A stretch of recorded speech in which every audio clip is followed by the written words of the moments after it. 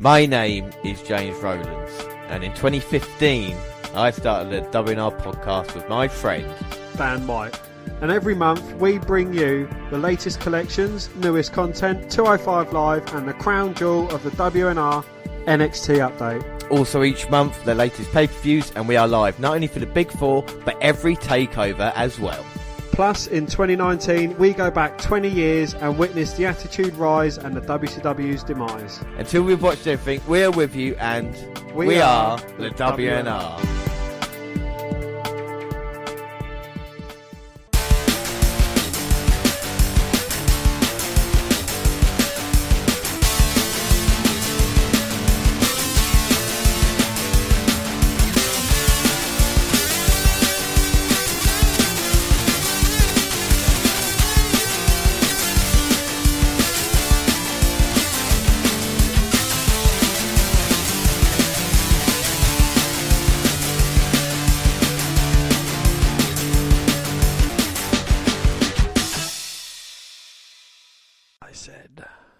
Yes, hello, I am James Rowlands, and as always I'm joined by Dan White.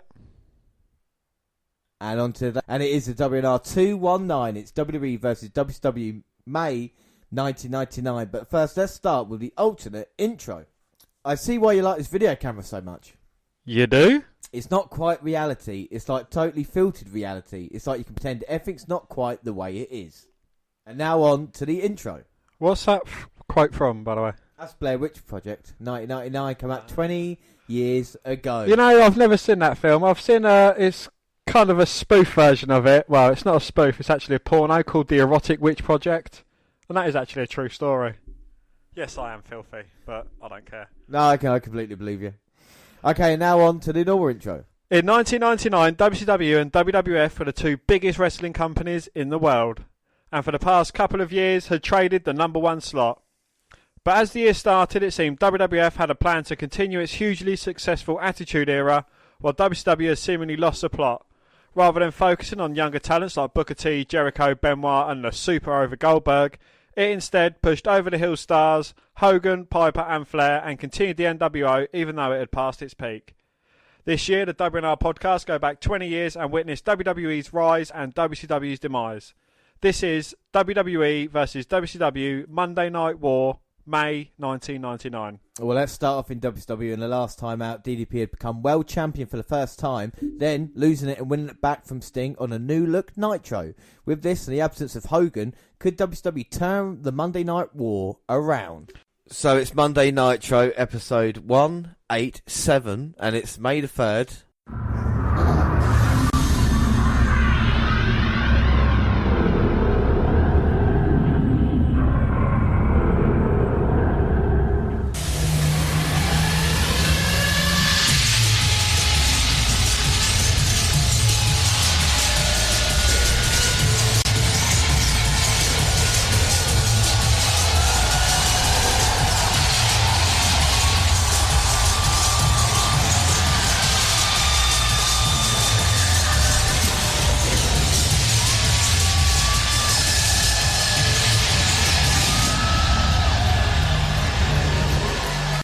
Yes, and the location is Charlotte Coliseum, Charlotte, North Carolina. The commentators are Bobby Heenan and Tony Schiavone. It's the go-home show for Slamboree, and even though a lot of stuff changed last week, we're right back where we were 7 days ago. Flair is still insane, but he's getting to face Piper for control of the company this Sunday, even though both are fired. On top of that, we're getting ready for Page versus Nash, and in theory, Nash won't give away the title if he wins it again. Let's get to it. Well, we open with Flair, Anderson and the nurse in a limo and on his way to the arena. There's a bus next to them full of mental patients. A guy that looks like Scott Hall is driving. We get a video on last week's two world title changes, of course with Sting and DDP. And then DJ Ran introduced us to Nitro, and this is an obnoxious little cunt. Like, Todd Pettengill is bad, but this guy is just, I wanted to punch him in the face. Yes, but we do get the Nitro girl. And Gorgeous George workout video, which I know you enjoyed, Dan. I did, yes, but something I enjoyed a lot more was the Nitro girls, because they have a website. Yes. A website? What is this website they talk of? We get a video of Flair being insane, as if we needed proof. And we get more DJ Ran, and now he's with a NASCAR driver. So the two things I dislike the most together there, we get and then our first match after all this is Kidman and Rey Mysterio versus the Armstrongs. Yeah, well, Steve and Kidman trade arm holds to get things going before dropkick sends Steve over to his corner. Both guys tag out, and it's Steve running over Rey with a clothesline. Mysterio comes back in with some drop kicks and brings Kidman back in, only to have him sent out to the floor. Well, that goes nowhere, so Kidman comes back in and avoids a charge before taking Stevie down with something resembling a bulldog. Ray comes in the springboard seated senton as everything breaks down. Steve's powerbomb to Kidman is countered, and Kidman puts him on top before launching Ray up for a top rope Hurricane Runner and the pin.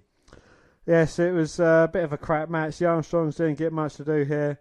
There's only going to be so much with a week before a three-way tag team title match. Ray and Kidman are a good team, but they seem like they're there to be beaten by a bigger name team, and not as long as and not as a long-term thing. Then again, most smaller teams usually are.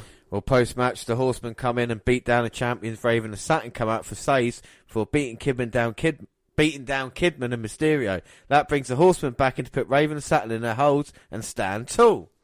Yes, and we get a highlight reel of jackhammers. And then we get the Cat versus Buff Bagwell. We get the usual insults to the rednecks by Miller before he offers Buff the 5 seconds. Buff poses at him and gets kicked in the face for his efforts. Back up, and Buff drop kicks him out to the floor, and the stalling begins. Miller gets back in and wants a handshake, only to stall even more by standing around. Some arm drags put Cat down, but Ono gets in a few shots to take over. Not that it lasts long though, as Bagwell comes back with singing net breaker, only to have Ono block a sunset flip to really put Miller in control. A chinlock doesn't last long, but Miller rakes the eyes to stop Buff again. Bagwell makes a quick comeback, and Ono's latest interference backfires, allowing Buff to hit the blockbuster for the pin. It felt like it went on forever, and the match never got interesting. Bagwell had a nice string of wins going here, and he's getting ready for the US title match on Sunday. Granted, it's not like a win over Miller means all that much, as interesting as you can be at this point, and it was a really dull match. Yeah, Miller yells at Ono post-match. DJ Ran, the third part of him. Flair and his large company arrive and immediately go to the ring. Rick yells about wanting Sting, Savage, George and Goldberg out here. Before they come out here, he fires Savage and he grants himself a world title match in Charlotte. This brings out Savage and the girls as we go to the break. Back with Savage and Medusa beating up the security, then trying to arrest him. Flair grabs George as the cops come to the ring and arrests Savage.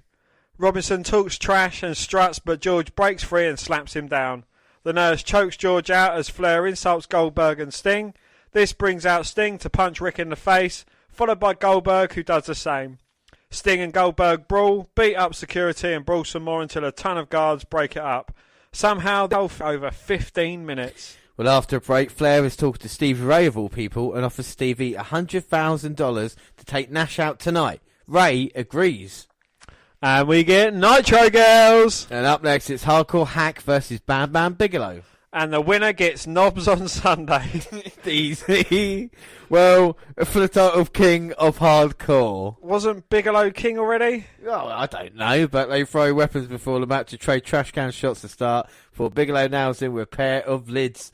A mop to Hack's face sets up the required surge container shot. Bigelow puts him onto a ladder and through 2 tables, but Hack hits a quick bulldog onto a ladder and actually works the leg a bit.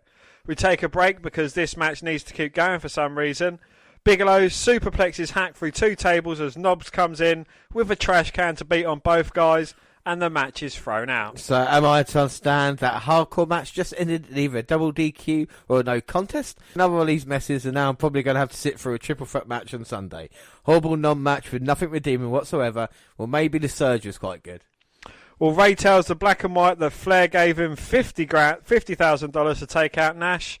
The mental patient, Triple A, was in the bathroom because I don't really think I want to know why. No, it was so weird. Like, one of Flair's friends from the hospital, and he heard them talking about it. They call Stevie undercut the Black and White as well. We also get a video on Piper. Yes, and Triple A warns Nash about the Black and White's plans. And then we get Conan versus Horace Hogan. Classic matchup. Well, Conan threatens the Black and White with unidentified backup. Horace gets dropped with a bulldog to start, and they head to the floor for some brawling. Back in, and Horace takes over a few clotheslines and puts on a chinlock. A big boot and a splash gets 2 for Horace before we're back into the chinlock. Horace goes up and dives into a boot, setting up Conan's usual offense. The sunrise goes on, but the black and white runs in for the DQ. Kevin Nash runs out for the save and cleans house with Canyon. Well, so much for them fighting a few months ago. And so some more of Flair's friends from the hospital in the production truck. Flair, Anderson and Robinson are in the back when David, Flair and Samantha come in. Rick thanks his son for helping him and puts him in the main event tonight. David is happy and leaves with Samantha, but Rick is smiling. He tells Robinson to book David versus Meng, and also wants Robinson to tell Meng that David thinks Meng can't go in the ring anymore. Anderson shakes his head. Piper arrives in a limo because WWE doesn't understand wrestling fans. He charges into Flair's office and beats him up as cops come in for the save. Piper slaps one of them as well and puts a reality check shirt on Flair. After the break, Flair sends Scott Steiner after Nash. And more DJ Ran and Nitro Girls. Nitro Girls! We go to a press conference and Liz, but the signal goes out before anything can be said. Scott Steiner asks Mysterio where Nash is. Ray points to him in the dressing room and Steiner goes in, only to get beaten down by Buff Bagwell. That's the worst segment I've seen on many levels. Well, DJ Ran and the Nitro Girls may be 2 minutes after the previous time. And it's David Flair versus Meng. Well, Samantha has officially been named Tori for no apparent reason. Not that it matters, as David sends her to the back, making this match far less appealing. Flair tries some chops and gets about as far as you would expect. A big headbutt puts him on the floor, but Meng throws him back in so he can no-sell even more David's offense. Meng actually does sell a few shots to the ribs, but he rakes David's back to slow him down again. The suplex sets up the tongue and death grip to mercifully end this quick. Well, Rick comes out and laughs at David as he's taken out in a stretcher. He tells his son to never try and get rid of him again. We get a video on DDP. And we get a gorgeous George workout video again. Well, here's DDP with something to say. It's his standard promo now. He's come a long way. He doesn't care what the people think. He's old but new, while Flair is old and old. Well, Nitro Girls again. And the TV titles online, Kurt Hennig versus Booker T. Well, Booker's defending in this rematch from Thunder. Hennig takes him down with a shoulder and busts out a cartwheel of all things. The champ's throat gets snapped across the top rope when Hennig starts on the leg by wrapping it around the post. This brings out Stevie Ray, but he misses the slapjack shot. Rick Steiner comes out and attacks Booker. Oh, and cops are told to go to get the inmates and round them up. Yes, and it's a WCW World title, Ric Flair versus DDP. Well, Page is defending and Robinson is referee. Filling out process to start with Page shoving Flair into the corner and stomping away. There's some choking as Flair in trouble, but he comes back with chops and right hands in the corner. Hip toss sends the champ out to the floor and Rick chops away against the barricade. Both guys are sent into barricade and Flair chops him up the aisle. Ow. Well, what looked like a low blow gets Page out of trouble and they head back inside. A swinging neckbreaker gets two on Flair and we hit a chin lock for a few seconds. Page fires off some elbows to the head in the corner, but Rick snapmares him and drops a knee for another two. More choking lets Page send Flair out to the floor. Back in and Flair gets slammed off the top rope for another near fall. And there's a figure four on Flair. Robinson is freaking out, but he and Rick start whispering to each other. Well, Rick finally makes it to a rope, but Page puts it right back on. You don't see that too often. Flair lifts Page's leg off to break the hold, which you don't see that often either. Back up and Page discus lariat gets two. Before we hit a chin lock, Flair pops up and elbows Page in the jaw before going up. Oh, come on, Flair. You wouldn't think he actually hit the axe handle. Savage and George come to the ring as Flair hooks the figure four. Robinson goes after George as Savage slips Page a foreign object for a shot to the head. Another referee comes out to count the pin. The match wasn't bad, but it was a bit too messy. It also didn't help that we had a heel versus heel in a city where one of the heels was going to be a face, but the heel that is a face has actually been acting especially heelish all night long. To be fair, there were so many other problems with this show. That was bearable. Yeah, other than Gorgeous George's outfit, this was one of the worst, most worthless shows I can remember in a very long time. Then you have the pay-per-view coming up. Flair was attacked by Piper and never mentioned it. You would think Page was defending against Flair and Nash was facing Stevie Ray on Sunday. Page getting another title win is fine, but you at least have to have him on camera with Nash instead of having Flair try to take Nash out, which Nash didn't address either. You had Steiner and the Black and White trying to take out Nash, which Bagwell versus Steiner and Conan versus Ray. That's good, but Nash doesn't have a single word for Flair. That's the other problem, and why wasn't Page doing that? Well, finally, what was up with Flair? He's supposed to be insane, but he seems perfectly rational and has two plans tonight, hiring people to go after Nash and the stuff with David, plus wrestle like he has for years. The The story seemed a way to get us Piper to Flair, which has happened in 99, because WWE thinks that's enough to combat whatever Raw was on at this point. By the way, this show was up against the main event of Steve Austin versus The Rock. Maybe lucky this disaster happened this week. Well, there was no thinking put into this show, and it really showed. The kind of focus on Slamboree, it felt like the TV show was much bigger priority here. There's a thought to that, but when a TV show is a disaster like this, with everything going all over the place, the strategy doesn't work. It was a mess this week, and Slamboree looks okay at best. Well, one last night, Nitro's preempted on May 10th by the NBA playoffs, so there won't be another Nitro for 2. So thank goodness for that. But it is pay-per-view time. We move on to WCW Slamboree, and that was the 9th of May, 1999. Well, we're live from the TWA's Dome in St. Louis, Missouri. Tony Schiavone, Bobby the Brain Heenan, and Iron Mike Tenay on commentating. Yeah, Schiavone calls Piper the long-time commissioner of WCW. Yeah, it's been about at least 2 weeks. At least 4 weeks. And we start with a montage of the participants in the matches tonight. Then go straight to Gene, the maitre d' Oakland, in his white dinner jacket. A hotline commercial already. So let's run through the card quickly. So we've got Chris Benoit, Dean Malenko versus Raven and Saturn versus Mysterio, Billy Kidman in a three-way dance for the WWE World Tag Team titles. We got Stevie Ray with Horace and Vincent versus Conan. We've got Brian Knobbs versus Bam Bam Bigelow for the King of Hardcore title. Rick Steiner versus Booker T for the World Television Championship. Little Naitch Charles Robinson with versus Gorgeous George. I know you're looking forward to that one. Oh, most definitely, yeah.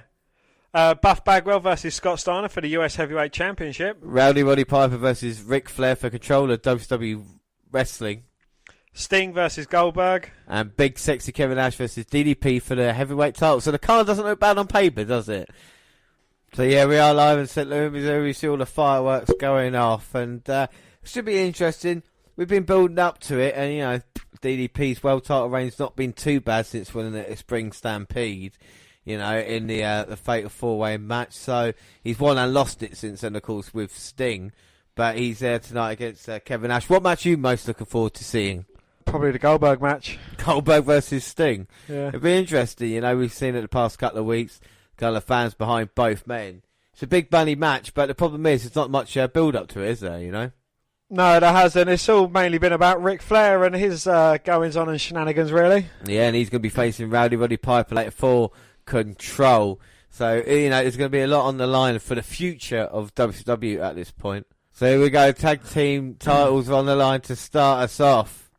And we see Malenko Benoit involved in this one, and Mysterio and Kidman, the tag team champions. What do you thought of Kidman and Ray as a tag team during this time? I think they've been quite underrated. I think so as well, yeah. Rey Mysterio, he's definitely full of talent at this point in his career, and so is Billy Kidman. Hugely underrated.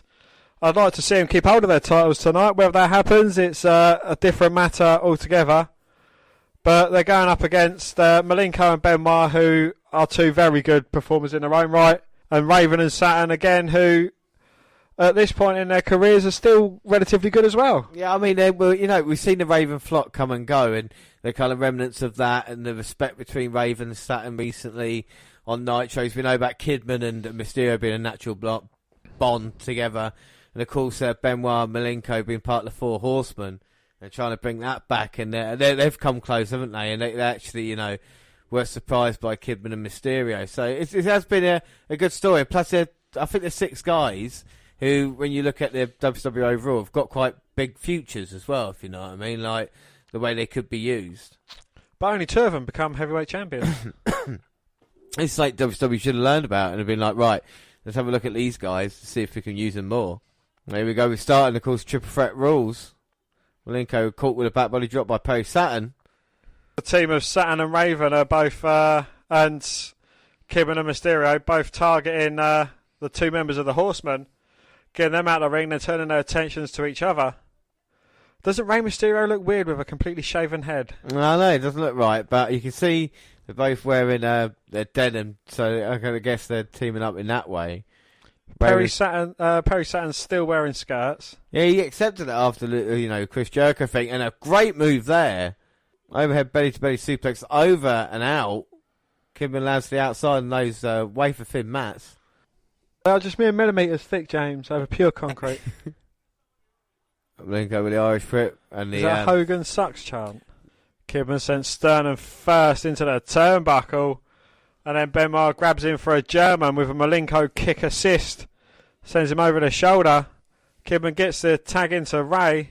He's getting in position. Springboard double drop kick takes both Benoit and Raven down. So the legal men at the moment, Mysterio, Benoit and Raven. That's how quick this match can move. And now Benoit's got Mysterio.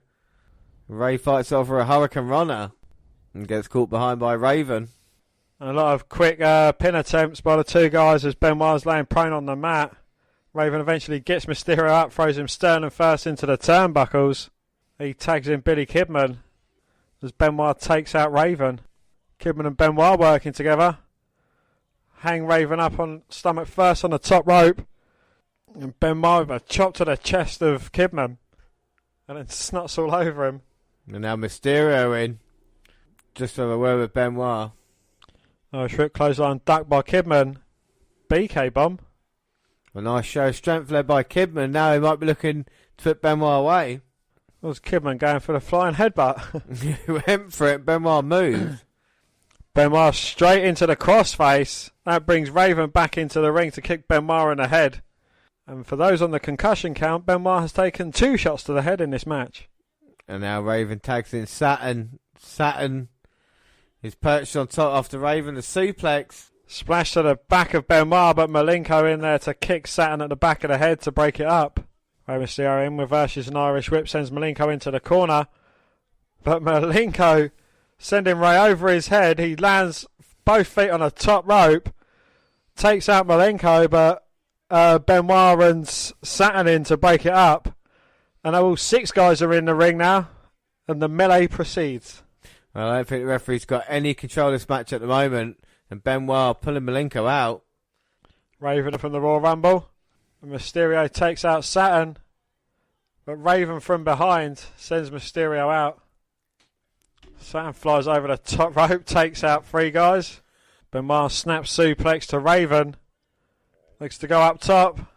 Is Benoit going to finish things? But into the cover. 1, 2. No, Saturn in to break it up. Now Benoit with a chop. He tags in Malenko. They're going to try and work over Raven and Saturn in the ring.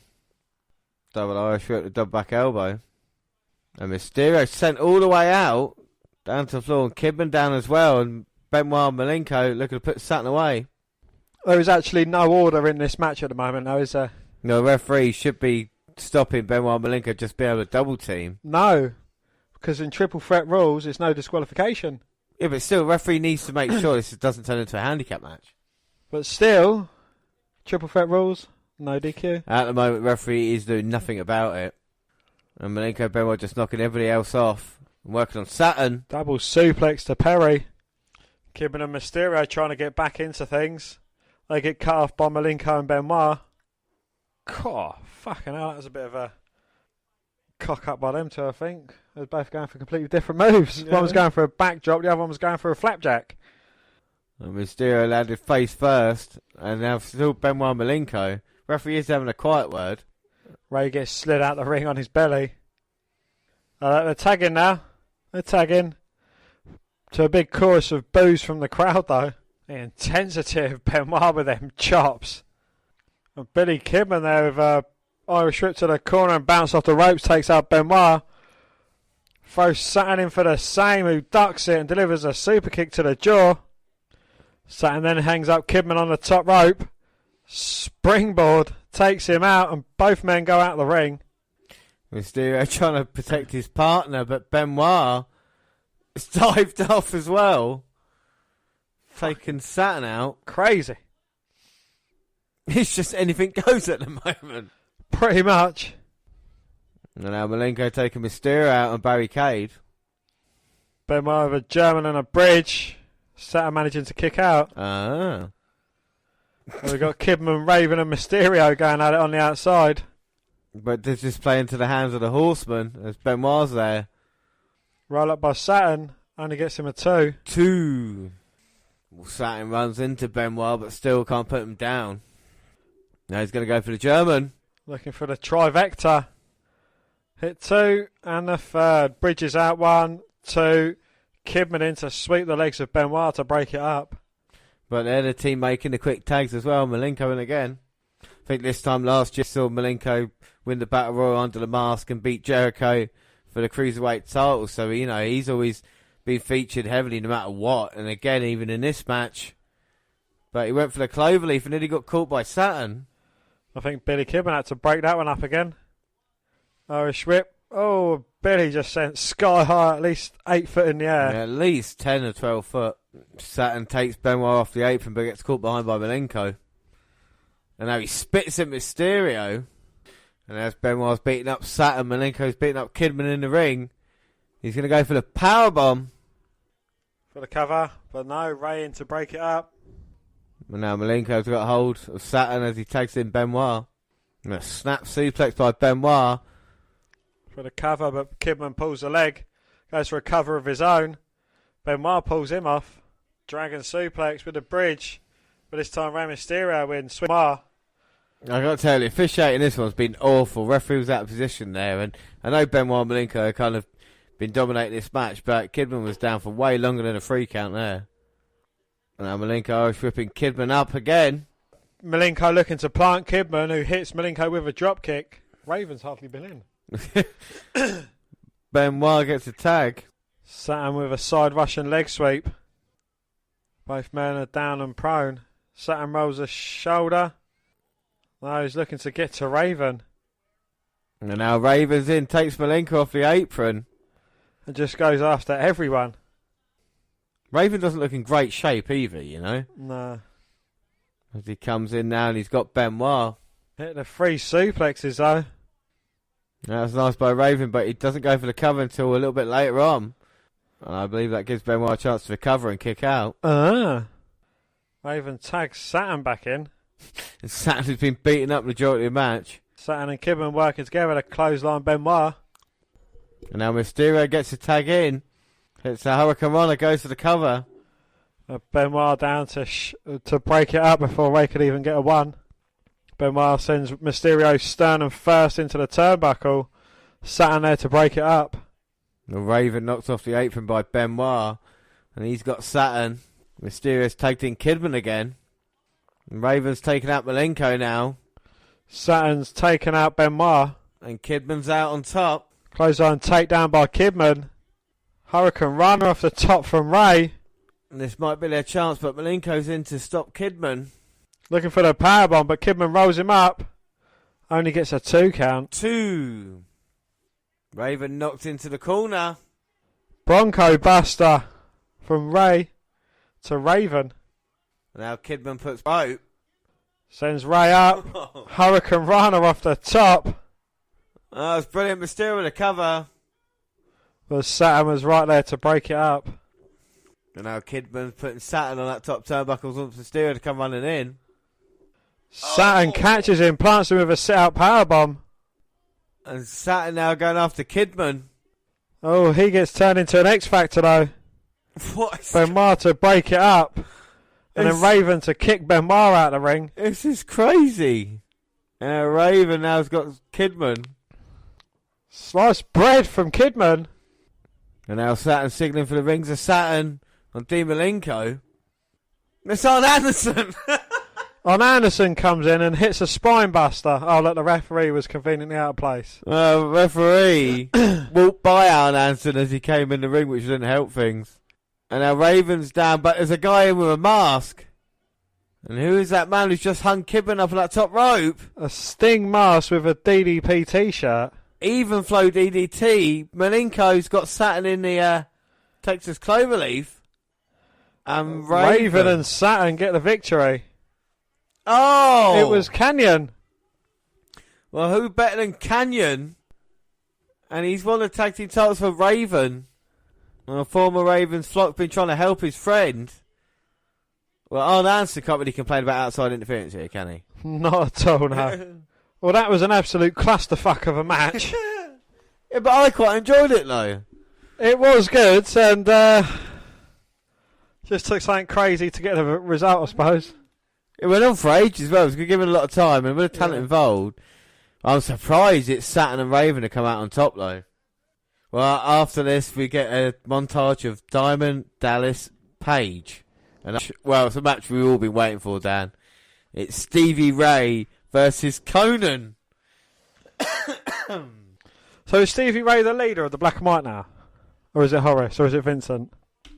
Well, as you recall, the winner of the Battle Royal, Stevie Ray, did get that victory, didn't he? So he is leader now, even though they're not happy. You can see he's not really happy with the NWO. Isn't it only them three that's the NWO now? And let's not forget Bryan Adams. Oh, yeah. Because he is a big factor in it. But, yeah, he's not been happy recently as well. So, I mean, this is the last dying remnants of the NWO. They never really officially split up, you know. Like I said, the Wolfpack just went away quietly. There was no big kind of match about it. It's just these guys left now. Of course, going against Conan, who ever since he left the Wolfpack, they've done nothing with him either. I've actually feel sorry for him a little bit, you know. I really do. Oh, James. Yeah. Poor Conan. Arriba la raza. Odale. We're getting rowdy and bowdy. I'll be very upset if no one gets involved. Yeah, I expect outside influence, but Conan said he's got friends, and he had none. But here you go, Conan speaking, so quiet please. Conan has actually been fighting against the NWO or the NWO Wolfpack throughout everything. He has been probably one of the only people that has been fully against it. Unless he was part of the Wolfpack, then he was still going against the Black and White. Yeah, I think you find that he's kind of one of the true guys.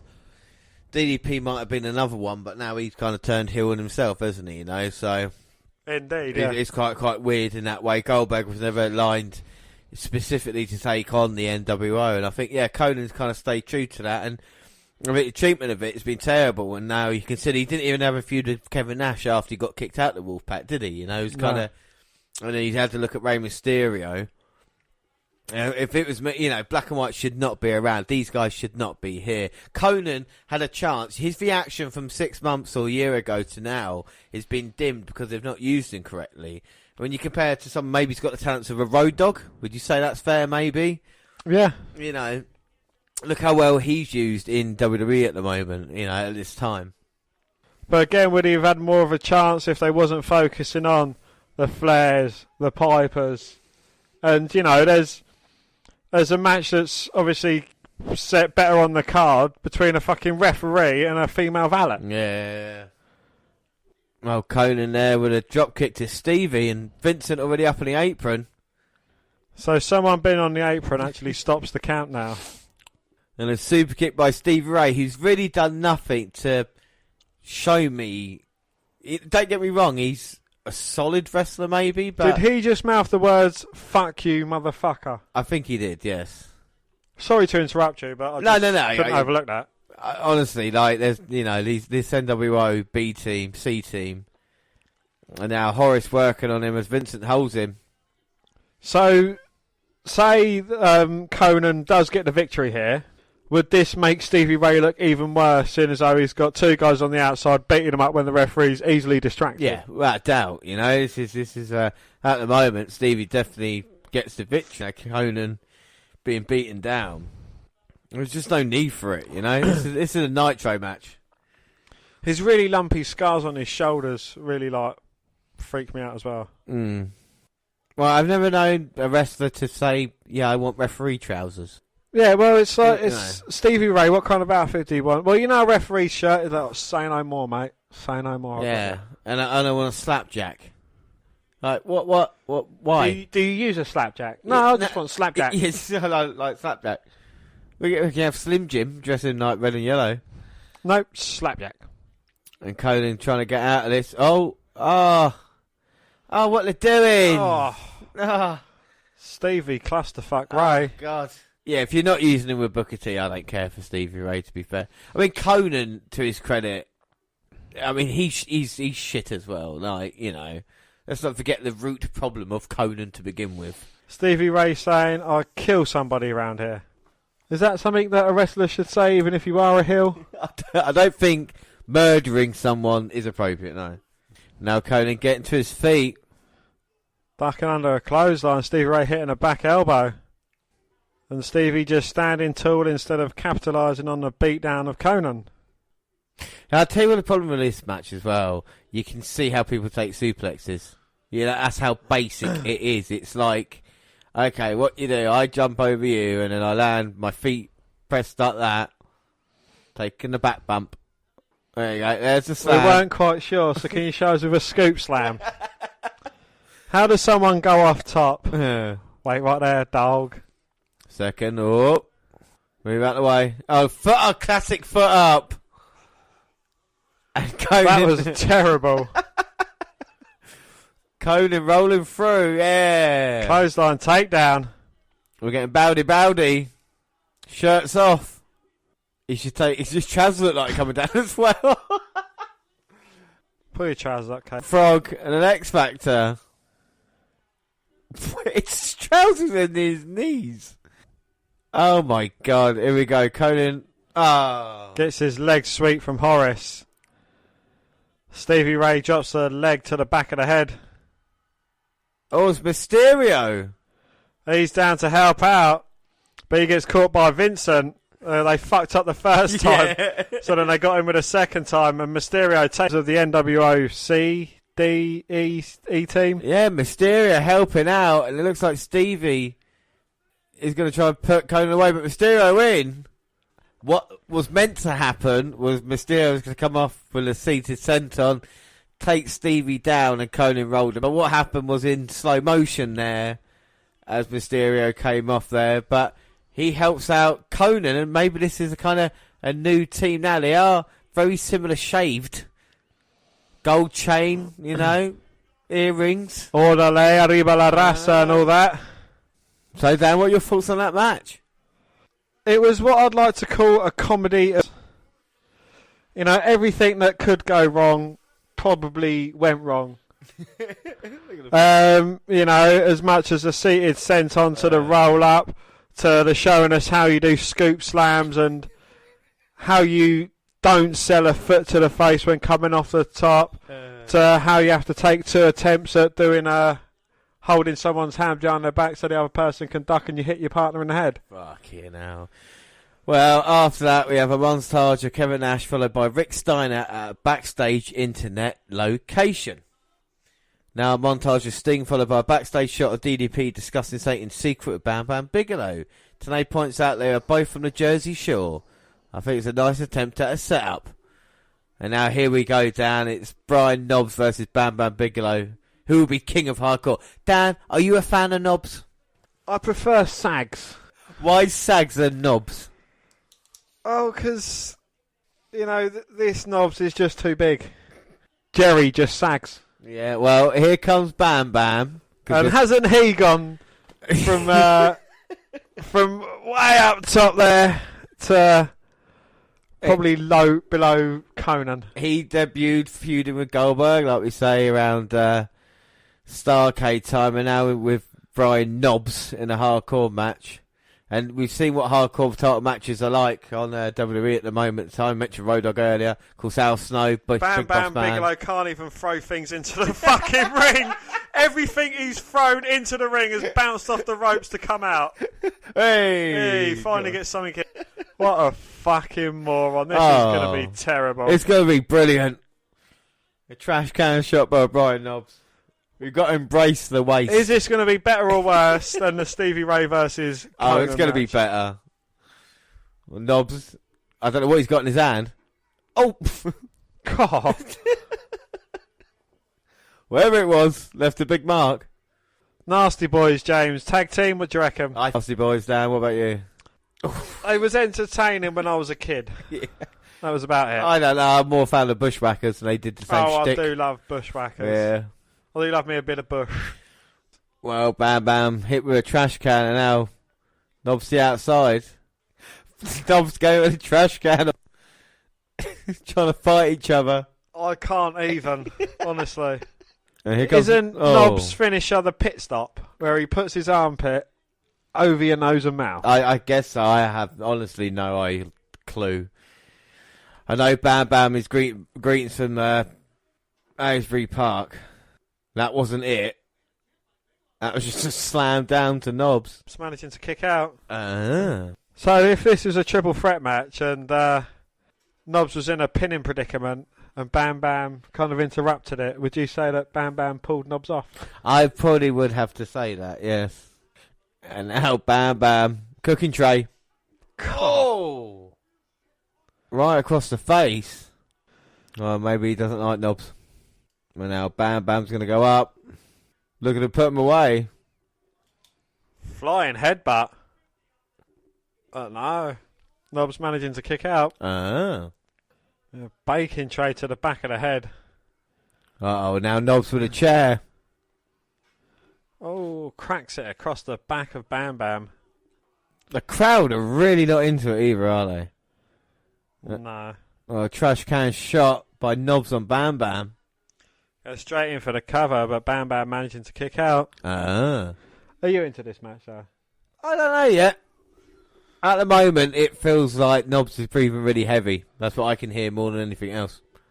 Knobs breathes heavy. No, you know what I mean? Like, I feel like Jerry Sags? he's having a tough time. Sags is addicted to personal demons. I don't know, whatever the company. I cannot confirm or deny. These seem like they're about 10 years. Both of them seems like they're both 10 years out of their prime. Yeah, I mean, Bam Bam here is been through a lot. You know, I think he can still perform certain ways, but this doesn't really help him. Like, you know, you have to protect people like Bam Bam now. What about Brian Knobs? I hate Knobs. Again, get rid of Knobs. We don't need Knobs. Should we get Knobs out? Let's get Knobs out. Get Knobs out. Get Knobs out. Get Knobs out. Get Knobs out. Fucking mullet. That mullet is 10 years out of date as well. Fuck him. Literally. Fuck Knobs. Fuck Knobs. The last two matches we've seen. Fuck them all. We don't need it. Bam Bam you can use differently. If you was Bam Bam, would you sit on Knobs? Bam Bam, I would I would sit on Knobs. Would you happily sit on Knobs? Oh, I would. And now Knobs has got the trash can. Oh, but that gets blocked with a baking tray and a shot across the head. And the thing is, they're both wearing purple as well. Look like a fucking tag team. All Bam Bam needs is a hint of yellow. And he sent him into barricade. And Knobs has been bashed from pillar to post. But the thing is, though, it's a King of Hardcore match and Hack's not involved. I mean, we've seen Hack with hardcore stuff and everything like that. The Spring Stampede match wasn't bad. Alright, that's funny. A concerto with double trash cans. What else is in the goodies? Baking trays, hiding it so you don't get caught using it. Well, that was a crack and a whip to it. Oh, but Knobs goes down low. Oh, Knobs nearly didn't make it. These are both vastly overweight fellas as well, aren't they? Yeah, Bam Bam's big, you know, but he has been agile in the past, whereas Knobs, he's just a fat bastard, yeah. Knobs is the same size as Bam Bam. Knobs is fat. We don't like fat Knobs. No, fat Knobs are bad for everybody, do you know what I mean? Like, he's not that tall though, is he? He's not long. No. Knobs is fat, just not long. No, short little fat Knobs. Oh, and Bam Bam sent into the basket there. And he's swearing. And Knobs comes running in. Oh, Bam Bam moves. And Knobs hits whatever that was. It's like a massive laundry basket on wheels. Yeah, head first into wood. Oh, and now Bam Bam put a bucket on Knobs' head. I've never seen a bucket on Knobs before. He's put a plastic on the top of Knobs. But Knobs comes from behind. For the second time of Bam Bam. Well, Bam Bam's stuck there bent over and Knobs is just attacking him. And Knobs is not stopping. In and out he goes. And now Bam Bam with a chair. Oh, across the head of Knobs. God, bashes that head in. Bam Bam's been bashing Knobs all match. And it's been coming back stronger than ever. Well, Knobs has come in hard tonight. And Bam Bam's been controlling it so far. And now, but Knobs comes fighting back. Oh, Bam Bam getting Knobs taken up the aisle. And here we go.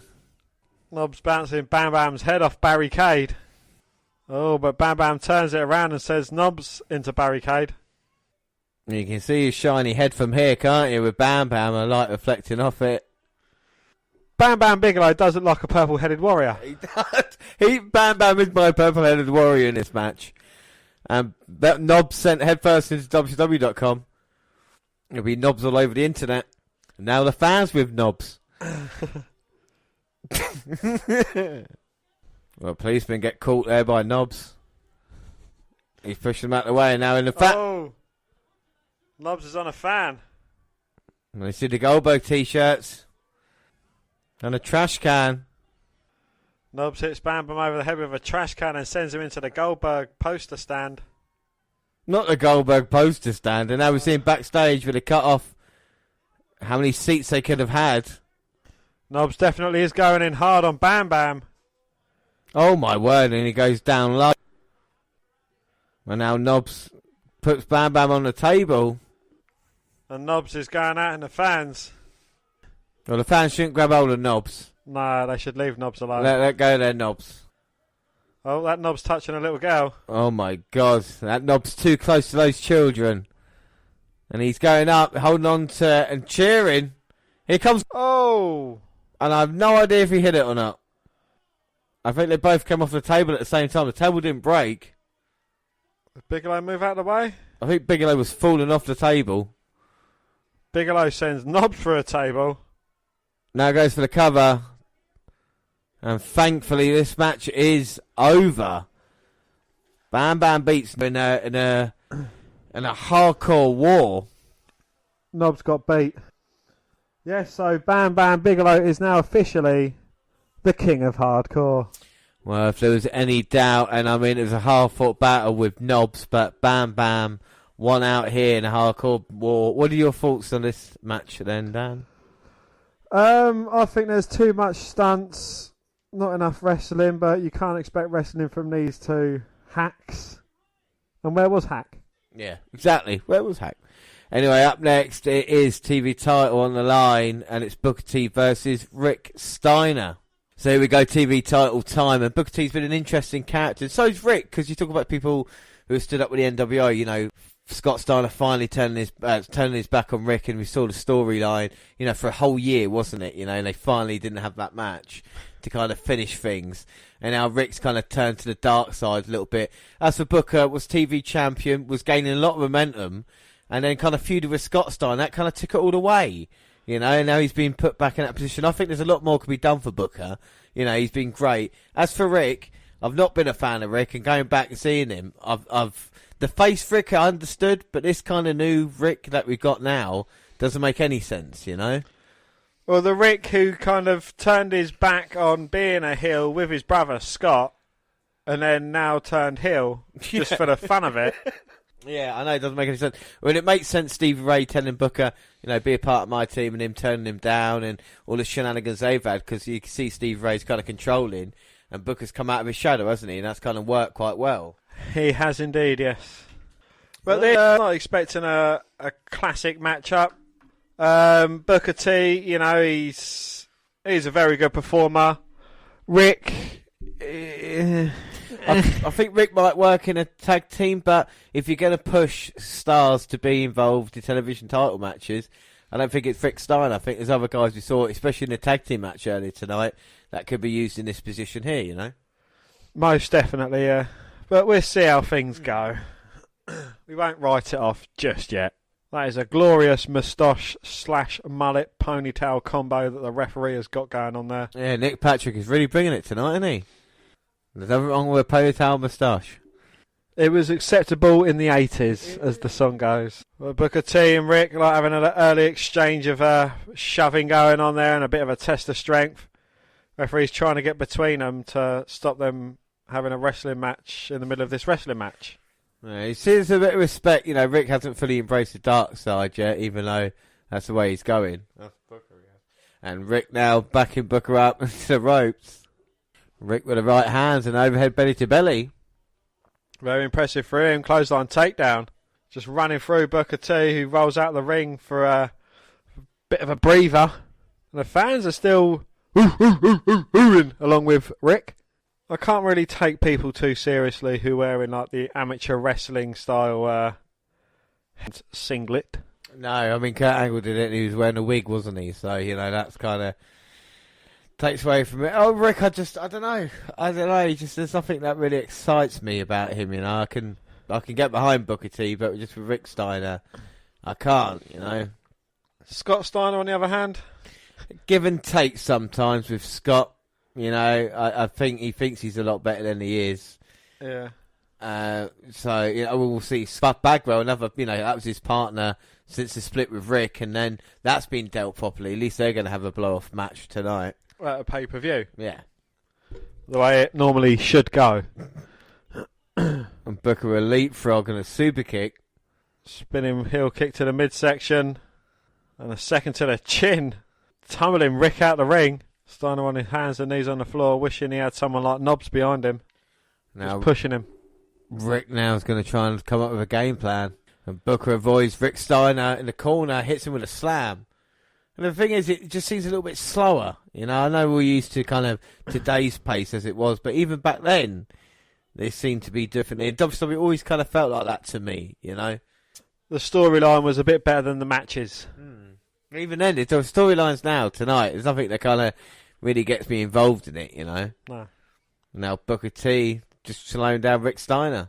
But again, I think this is where the build-up actually comes into this matches as well. It's like there's not really been a hell of a lot of build-up to him.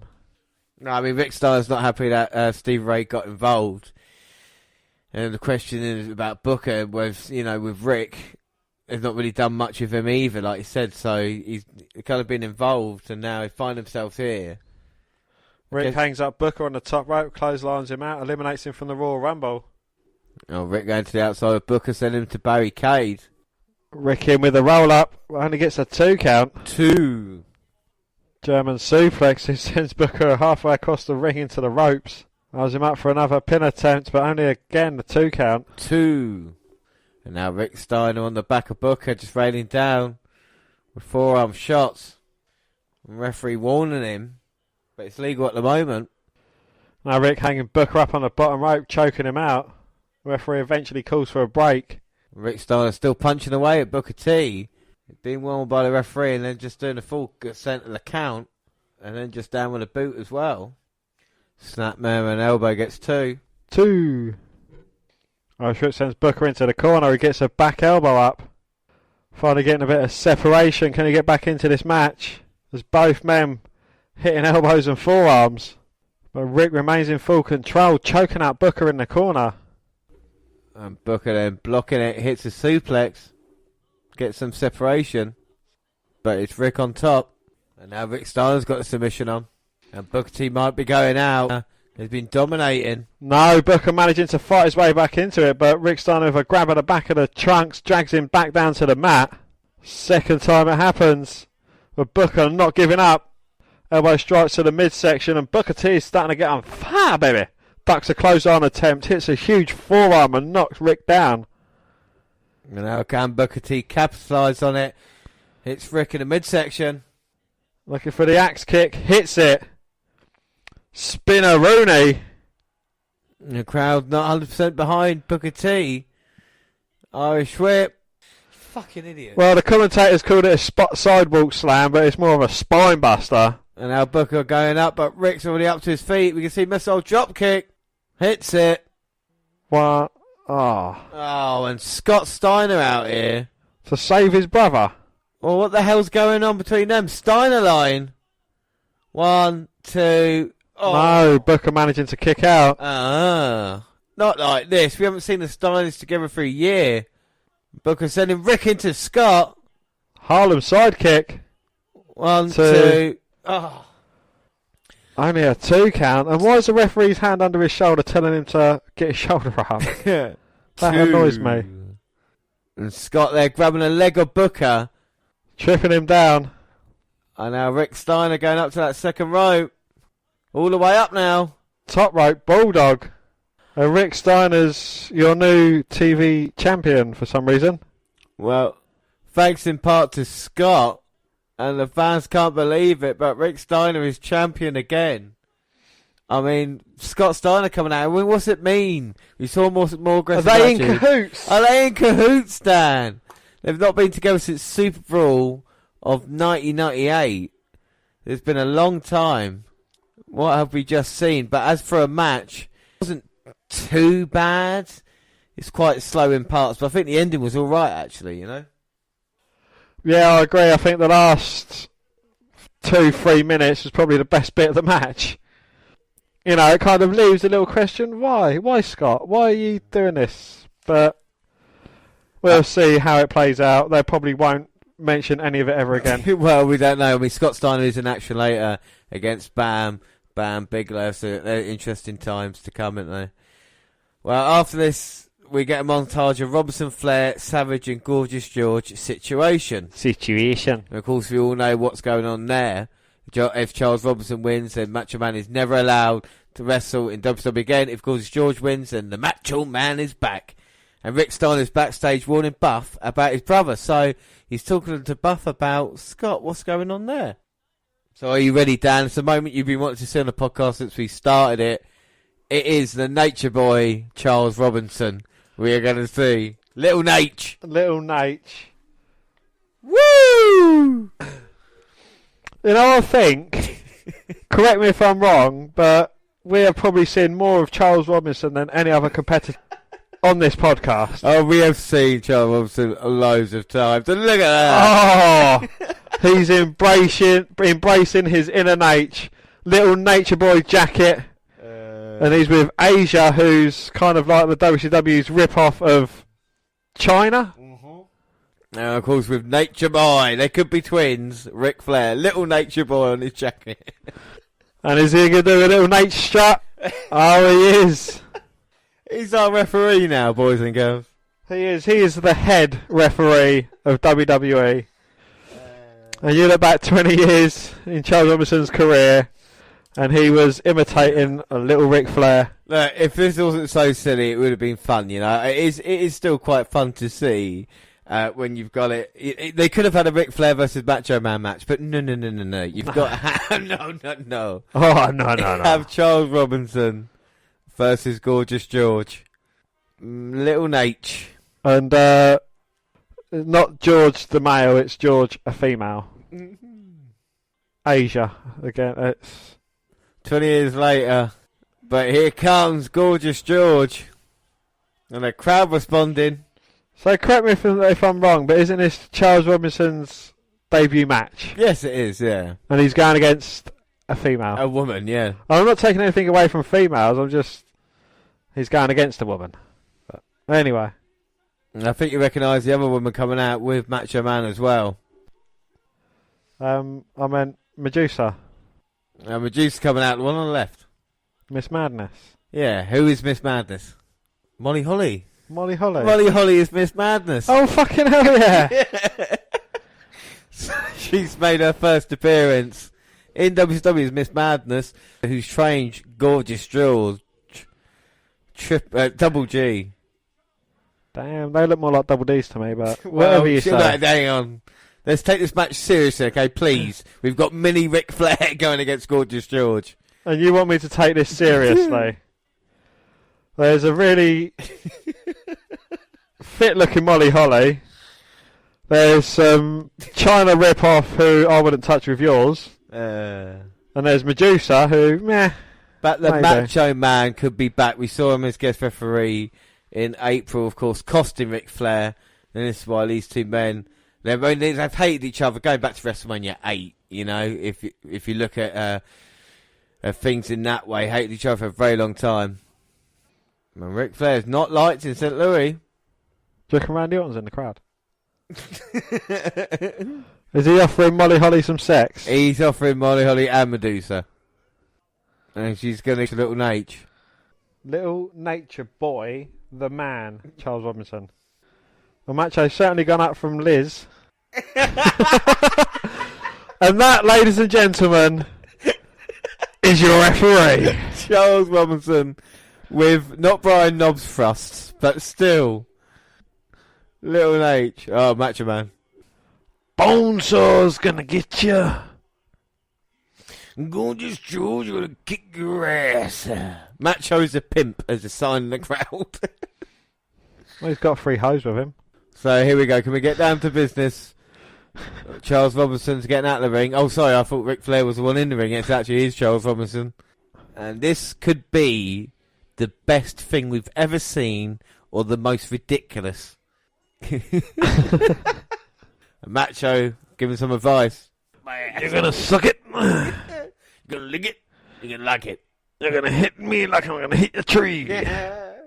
And Flair giving Little Naitch some advice. It is Little Naitch. I even like his boots. Yeah, and on the trunks as well. Robinson wants to start with George. Oh my God, Robinson now just mocking with a woo. Little Naitch is not happy, and he's, oh my God, getting in the face of Macho Man. And that gives George a chance to open and just wrench Charles Robinson's arm round. But he reverses it. Oh my God, and he's working over George. George reverses on Robinson. And that arm being wrenched back and forth. Hammerlock by George. Well, I can't believe what we're seeing here. Oh, but Robinson managing to reverse it. Is he humping her from behind, or is that just the way he's... This is the way he's doing it. He's trying to tell her what to do next. Oh, and she reverses. And now she's got the full Nelson. Oh, my God. And a snapmare takeover. Oh, and George pushes Robinson into Flair. Meeting of the minds there. If Rick took off his robe, you'd think it's Charles Robinson in the ring. Well, Macho's just got in the middle of the ring and said, come on, Flair, bring it. And Flair's saying to Robinson, you can do this. And Flair's had enough. He's got a chair. Asia, is she dead or alive? Dead. Well, Robinson's got the chair, and Miss Madness is stopping him. Oh, and Robinson from behind on Miss Madness. Oh, don't you dare. Oh. And Miss Madness slammed. Oh, you son of a gun, Robinson. Gorgeous George and Macho can't believe it. And the referee pushing Robinson, who does the Flair bump. Oh, Gorgeous George got to get back in, and oh. Robinson cutting her off as soon as she gets back. Hanging her up on the second rope. And again, Robinson just... he's choking George on that big rope. That is a thick rope to be choked on as well. God, that's bad. She's going to get neck burn in a minute. Robinson again just choking her. She can't handle it anymore. Look at her gagging. She's gagging. She's wriggling around in the middle of the ring as he's just choking her out. The referee really needs to do something about this. Flair chopping a strap. But George drags him back into the ring. And chops Robinson's chest. Irish whips him. Oh, Robinson does a Flair bump. Ducks underneath. Goes up top. Oh! And gets grabbed. That looks like Flair. Flair. Nothing but Flair. And Robinson, like his mentor Flair, unable to go from the top. As George is getting ready to ride him cowboy. Clothesline takedown. And Gorgeous George might just win this match. Oh! And a Robinson bump. George turns him over. 1, 2. No, Robinson managing to kick out. And now Gorgeous George with a run up. Got hold of Robinson's head. Throws him across the ring by his head. Oh, George comes running in, but Robinson moves. Now Asia's got... Wrenching the knee of George. But Medusa comes around and kicks to the back of the head of Asia. And Flair doesn't want any of that. Referee's lost complete control, but here comes Robinson now. He's got the knee bar locked in. And he's using the ropes. George kicks Robinson off. And Robinson again working the leg, but George managed to push her away. Oh, and a knee breaker. Oh, Charles Robinson's got a bit of talent in that ring. And George working... and now Little Naitch working the leg, and he's going to go for it. Figure 4, perfectly applied. She's got both shoulders down, by the way, ref.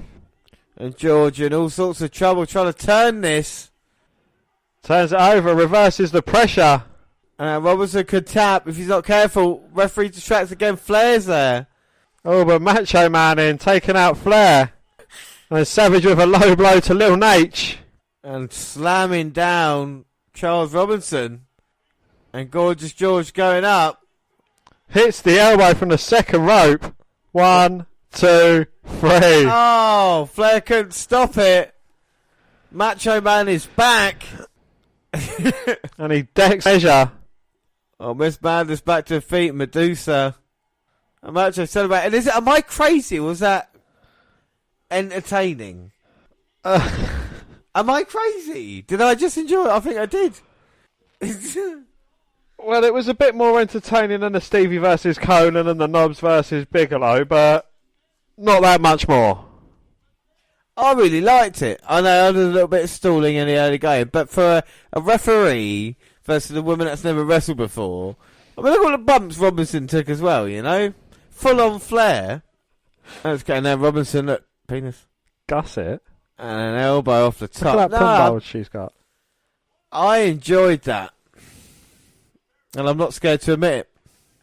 So it's Buff Bagwell versus Scott Steiner next, and we just saw a little video of how it all came about, and these two have been friends ever since the NWO days, haven't they, Dan? You know, it's been a long time coming with Buff and Scott. It has indeed, yes, and it's just, I think it's just glad that we're going to get a payoff from one of Scott Steiner's feuds. I mean, we didn't get a payoff from the feud with his brother, but his next tag team partner we are going to get a payoff from. And it is Buff, and here's the stuff going against Scott Steiner. So, I mean, Scott Steiner works well as a heel, but Buff as a face, is that something that works for you? What are your thoughts on Buff the stuff? Well, he's certainly loved by the fans.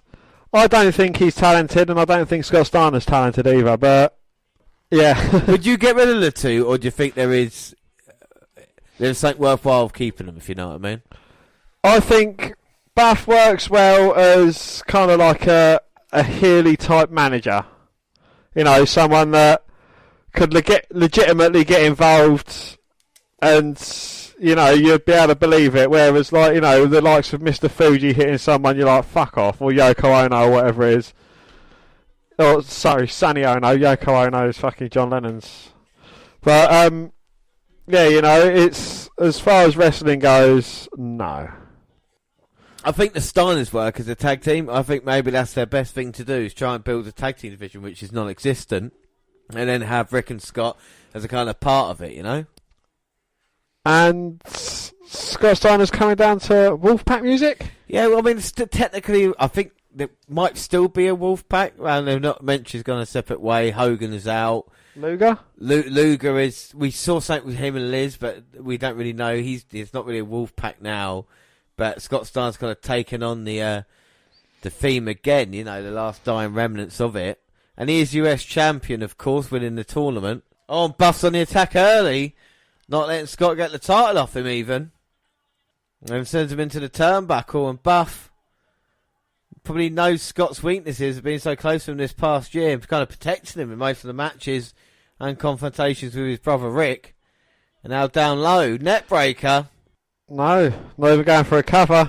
Just continuing the beatdown.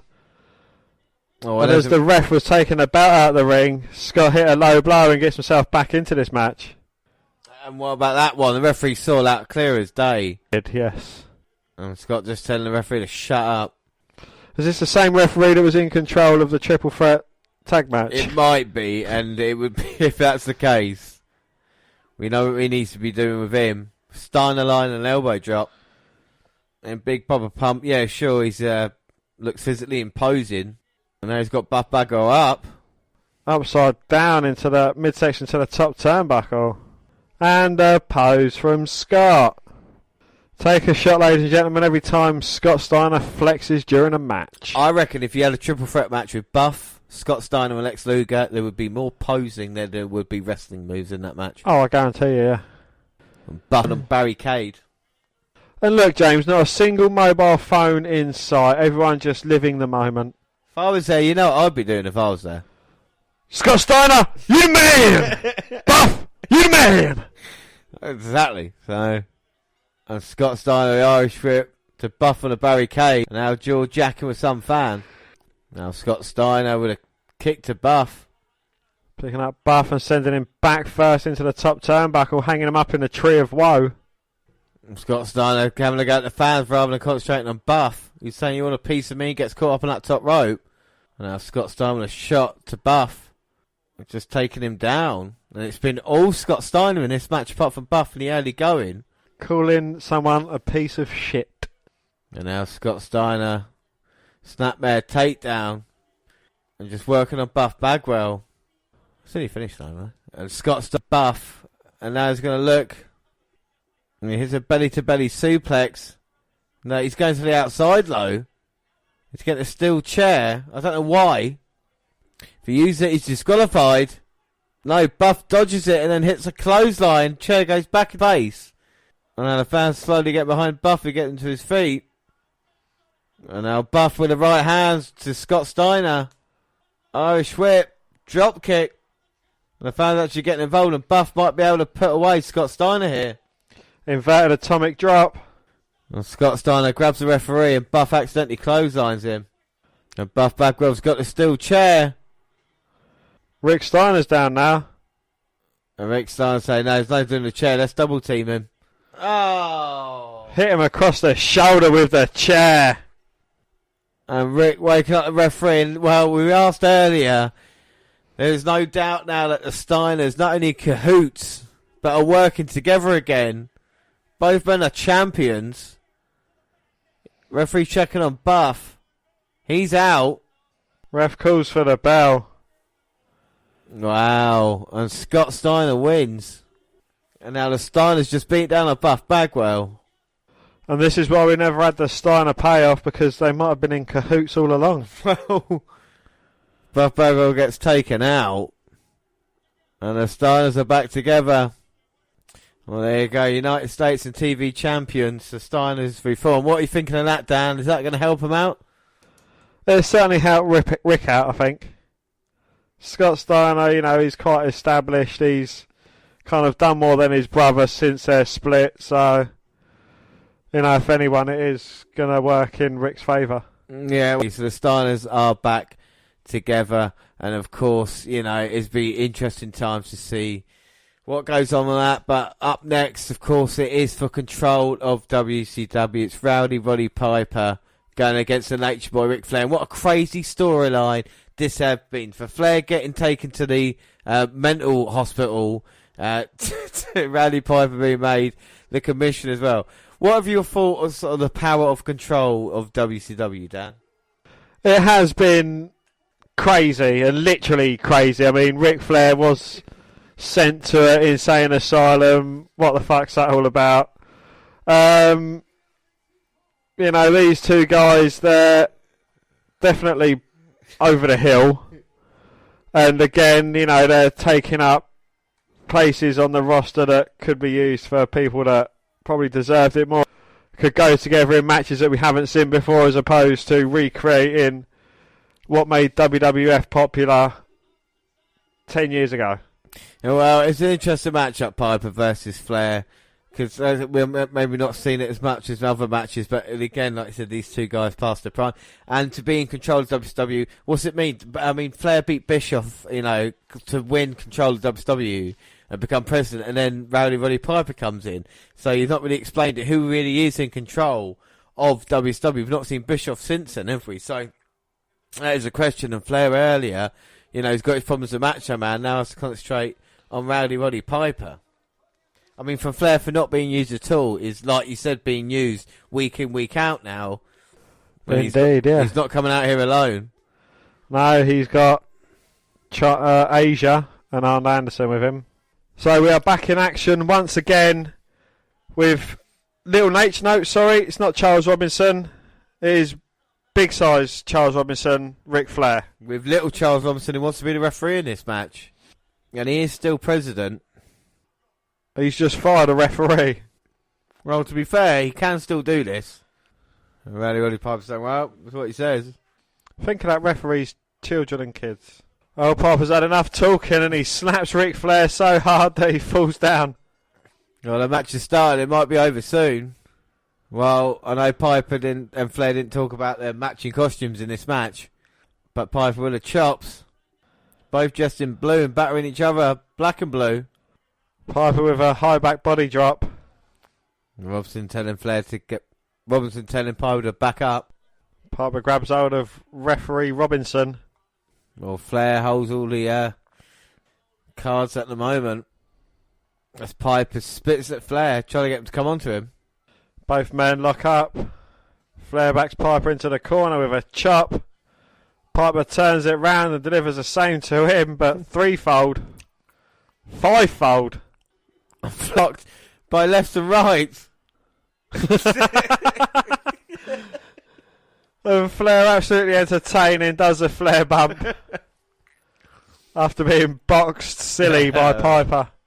Is this a reality check for Ric Flair as Piper chases him down, backs him up against barricade and chops him some more? Well, to be the president, you have to beat the president. That's what's Piper finding out. But Flair reversing with chops on his own. Then the old run away. And Flair begging off. Poke to the eyes from Piper. Do you reckon Rowdy Piper has ever actually been to Glasgow, Scotland? Yeah, I think it might have been once or twice. I would hope so. There's a 10 punches in the corner. And it's been all Piper. And Charles Robinson conveniently didn't see his man, Ric Flair's low blow to Piper. And Flair telling Charles that he was choking him. And Robinson scolds Piper for that. Well, Flair throws Piper on the outside. And Arn Anderson's right hand's on the outside. And Arn Anderson doing the right thing, telling the referee that he's just helping Piper back into the ring. As Flair thrusts towards the fans and does a little strut. And Flair now just controlling the action, getting Arn Anderson to distract Charles Robinson. As Asia punches him down low. And Flair backing Piper up in the corner, but Piper fighting out now. He's got the chops in the right hands, but a poke to the eye stops him in his tracks. Irish Whip reversal sends Flair into the corner and a back body drop. But Piper's tallywhack has taken a bit of a beating. And Piper had him beaten. Robinson not doing the count properly.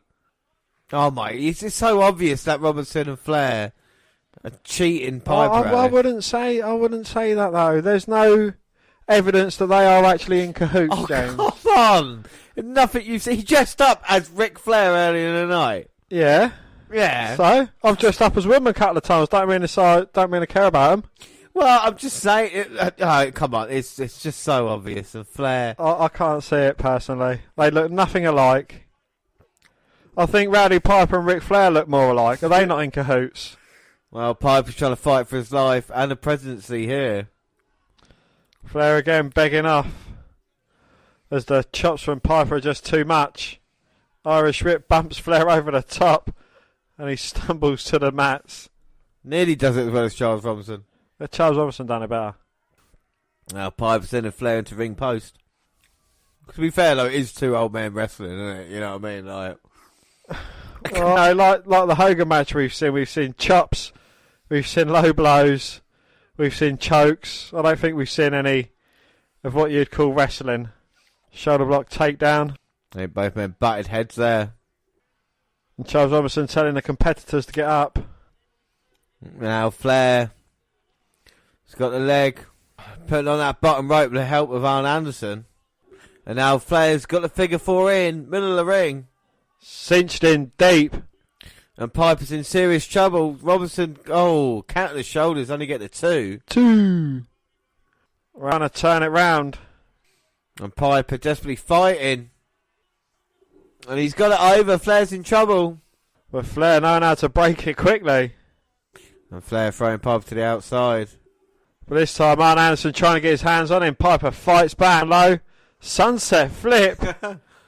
Oh no. And we get to see Space Mountain's backside. Oh no. Oh no. Put the women and children for bed. Irish Whip. Having a hip toss. Piper with a backslide. Oh, come on, Charles. He's being grabbed hold of by Arn Anderson. There's nothing he can do. Oh, my God. Flair looking to lock in. Small package by Robinson. And Arn Anderson calling Charles Robinson over again. Oh, Piper had the pin there, and Robinson just ignored it. No, it was Arn Anderson's fault. And now Flair's white arse still on show as Piper's got Flair. Frozen from the top. And now Piper's got Flair. He's got a figure four locked in. Flair saying, yes, I give up. And Robinson saying, no, he's not. What is that about then? Charles Robinson must have hearing difficulties. And he can't now see Arn Anderson in there. Arn Anderson's not doing anything. It's Piper. Well, Piper's got Arn Anderson with a sleeper. And Flair slowly getting up. Not like this. Flair Irish whip. Reversing now. Piper's got the sleeper. Cinched in deep on Flair. Well, Arn Anderson's out. And now here comes Asia. Hits Piper from behind. To no effect. And now Piper's got hold of Asia. Oh! He's kissing her then. Oh! Is he raping her mouth with his? And now he's putting a sleeper on her.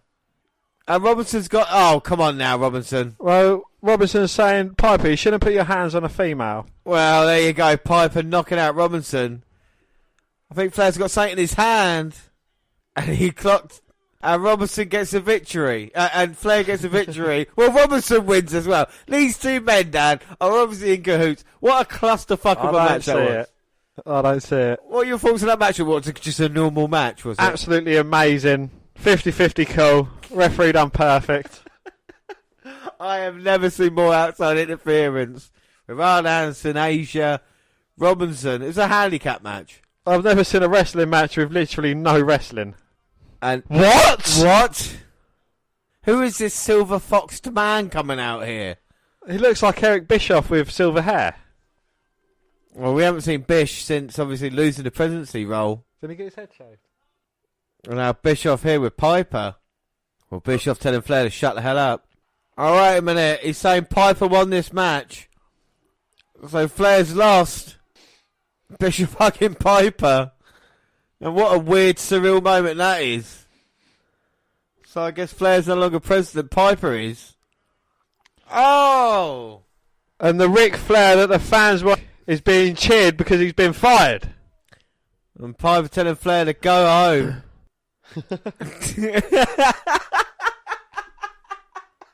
And Flair having a go at children. Just tell them to sit down. It is hilarious, Flair is.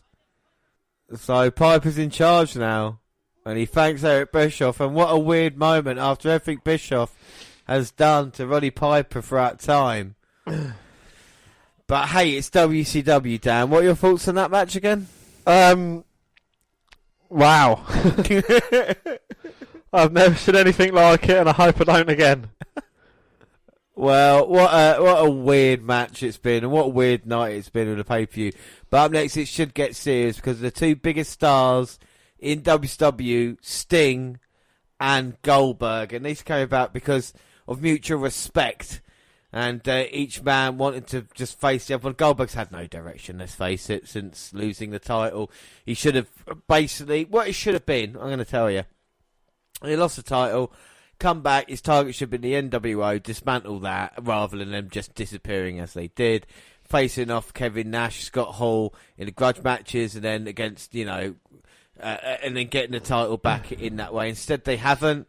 Nash is in the title match tonight, but he's turned face, and it's Goldberg versus Sting. And this would be a great match if it wasn't just thrown together. So, what happens with the fallout from Goldberg and Bret after Goldberg speared Bret and Bret had a metal plate under his jersey? Bret then quit WCW, never to be seen again. Sting has come back since then and won the world title, beating DDP and then, of course, losing it back in a Fatal 4-Way match.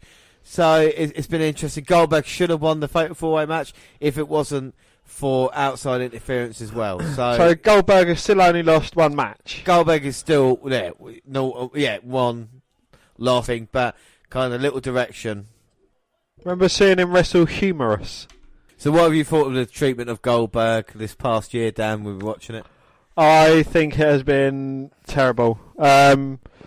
It started off great. You was thinking, fuck me, big things are going to come and happen to him. Yes, he may have only lost once, but I just think it's... The way he lost was terrible, and again, as you say, there was no retribution from it, there's no comeback from it, it was just, alright, he lost, yeah, that's it. And that's what it's been. He's been kind of like, I'll fight anybody, I want the title back, but he's not kind of immediately come out and said that, and now being put against Sting, it's kind of a weird... Yes, like I say, it's a cool matchup, but it should have more meaning to it, and this is why you're giving away stuff, and then the Goldberg Sting match down the road doesn't mean anything because they've already faced off on pay-per-view rather than being first time ever. But like I said, WWE at this moment in time are throwing a lot of shit at the wall and seeing what kind of sticking, and they've decided Goldberg Sting looks good on paper, and this is what we're having on pay-per-view. And to tell you what, since Sting's come back though, he has been motivated. That's what we have seen, isn't it? Yeah, You know? But wouldn't the loss hurt one of these guys? Without a doubt. The loss here would be bad for either. Like I said, Sting's come back with so much momentum, and after losing the world title, he needs to come back strong. But will he be beating Goldberg here? And what's next for either man after this as well? Well, this is kind of in effect a number one contenders match, surely. Don't call me Shirley, but you got to think it is. So who else is there to go for the title? I mean, whoever wins out of Nash and DDP later on. Well, Macho Man's back as well now, don't forget. Yeah, whoever wins out of Nash and DDP later on, one of these two guys has surely got to be in the line for it. Goldberg Irish whipping Sting and drops Sting on his head. Oh, that was a horrible way to start. You can tell Goldberg's still green as fuck at this moment in time. Well, again, he hasn't had any proper matches. It's just been him dominating another guy. And he takes Sting down and clotheslines him over the top. Nearly gets his arm trapped in between the ropes as well. And it might be the first time we've heard a little bit of jeers towards Goldberg as well. Is that, is it because of the matchup that he's in? Like going against Sting? Obviously, Sting's a huge fan favourite, so is Goldberg, so one of them's got to be cheered and the other's got to be jeered. But the thing, you want them to be, the meaning to it and the reason why you're following him for, not just because you're seeing him. Well, if this match was happening nowadays, it'd be let's go Sting, let's go Goldberg chant, 50-50 chant, but these fans aren't the most intelligent, are they? No, but to be fair to them, I mean, what they've seen tonight, they kind of got into the Macho Man match and they watch it on it, they want to be involved, but WWE not really giving them much to be excited about, in a weird way. Well, Sting ducking a big boot from Goldberg, hitting him with a drop kick. And now Goldberg's getting eliminated from the Royal Rumble, sent over the top rope, lands on his feet and just glares back at Sting, who says that, what's good for you is good for me. Sting trying to take Goldberg over, but Goldberg blocking it and getting him in a kind of wrist lock. Like a weird version of a cross arm breaker. Oh, he's got it in, he's just trying to take Sting away and Sting getting to that bottom rope. And Goldberg plates cleanly. And Sting with a bulldog taking Goldberg down. And gets the action that's mixed as well. Irish whip. Sting going down low, drop kicking the knee of Goldberg. That's got a huge brace on it. And Sting on the attack, and that's just so clever. Because he's got so much more experience in Goldberg as well. With big match situations. He weathered the early storm. And now Sting, half Boston Crab. He's got a full Boston Crab locked in now. But Goldberg just powering out. So much strength in his legs. The Sting having to kind of reassess his options towards this match. And again, simplistically going down low to the knee. Chopping a big tree down. Now Sting with a takedown to Goldberg's side headlock. And Goldberg getting to his feet. Sting's in a little bit of trouble. He knows he's only holding the door shut at the moment for Goldberg as he suplexes him though. But Goldberg straight up to his feet. Kick to the midsection. Like a hip lock suplex there. 2. For Sting kicking out. And Goldberg, like I said, just brute strength there. Will pick you up even if you don't want to. Goldberg's still got a bit of a bad will though. And then a twisting neck breaker. And now Goldberg's got Sting Irish whip. Crossing the corner. Oh, looking for the spear. Sting sidesteps. Now Sting going up with a big clothesline off the top. Gaining momentum and into the crowd. Woo! Woo! Woo! Woo! Charges toward Goldberg. Stinger splash. Loads him up for a second. Hits it. And for the trifecta, Goldberg catches him and plants him down to the mat. And there you go, that got the reaction the crowd wanted. Brute strength from Goldberg. Well, you know what happens after the spear? Wait a minute. Well, Bret Hart turns up. Bret Hart quit. What's he doing back here? with a steel chair, throws the referee, hits Goldberg on the head with a chair. And now straight to that knee. Brett is just attacking Goldberg. Brett is back and attacking Goldberg. Does Sting know? Are Brett and Sting in cahoots, Stan? They could well be. Brett's left Sting well alone and he's getting out of the match. On inners. And what the hell's going on here? Oh, and they're both attacking Sting. Well, these two men are back together now, beating down the two faces of the company in Goldberg and Sting, and maybe this is a sign of things to come. Brett's already assaulted Goldberg. It's easy pickings. Oh, this is unbelievable stuff here. Well, we've seen Bischoff back tonight. The Steiner brothers reformed. This has been an assault, and Steiner brothers definitely showing they mean business. And this is the Steiner brothers making a statement. And no bigger one than laying out Goldberg and Sting. What are your thoughts on this, Dan? Wow, is it the Steiners kind of making a statement? Bret Hart, why is he back? What's his motivation? It's good questions, though, isn't it? You know, fucking hell. Rick Steiner looks really weird without his fucking head. Maybe that's why he always wears his head. He looks completely fucking different. Well, maybe they're setting it up, and I think it's a good way of WCW doing it. But up next, the WCW title is on the line. Michael Buffer will be doing the entrances, and it's going to be Diamond Dallas Page versus Kevin Nash. Now, I'm going to ask you straight. Does Kevin Nash deserve a world title opportunity? No. He's still coming out to the Wolfpack tune. Yeah, and, you know, the Wolfpack with Kevin Nash. Is the Scott Steiner, Rick Steiner involved in that now? Where is Nash? He's getting cheered as he comes out here. It's big sex to get this opportunity, even though he laid down for Hogan to take the title off him when he beaten Goldberg under those circumstances as well. So here comes Page a month in, and he's been a two-time champ so far. So what have you thought of DDP as World Heavyweight Champion as he comes out here, Dan? Does he carry it well? Is he a main eventer? He does, but I'm not quite sure what's going on with him. He's a heel now, I guess, yeah? Yeah. So he was so over with the fans. He was the people's champion when he wasn't a champion. But now he is a champion. He's forgotten about the people he was the champion of when he didn't have a championship. Yeah, there was a point made, I think you made it in a couple of podcasts, the WWE stuff, was like, whoever then kind of gets turned by its kind of power in WCW, you see it a lot. Where whoever, like Ric Flair won the title, and then all of a sudden he became this horrible person in control. The same with DDP as well. So it doesn't help. I think Goldberg was kind of the only person that was immune to its power. Yeah, exactly. Yeah, and then he just wasn't featured heavily enough. Yeah. And Page went for the diamond cut when he had to go. Nash pushes him to the outside. And Nash being, you know, the writer, booker of this show, but yeah, just because he's in the main event doesn't mean he wanted to put himself in the main event. Or do you think he had kind of no other option? I mean, who else on the card could be in his position? Well, it's a Goldberg, Sting. You see all the younger talent that we've seen here tonight who will eventually get bored and disillusioned and leaving the Rick Steiners and the Scott Steiners left to fight for themselves. So, hence why Booker T becomes 5-time champion. Yeah, exactly. Booker T's the one that's left, and he's like, all right, here we go. And this is the problem. They've booked themselves in a corner.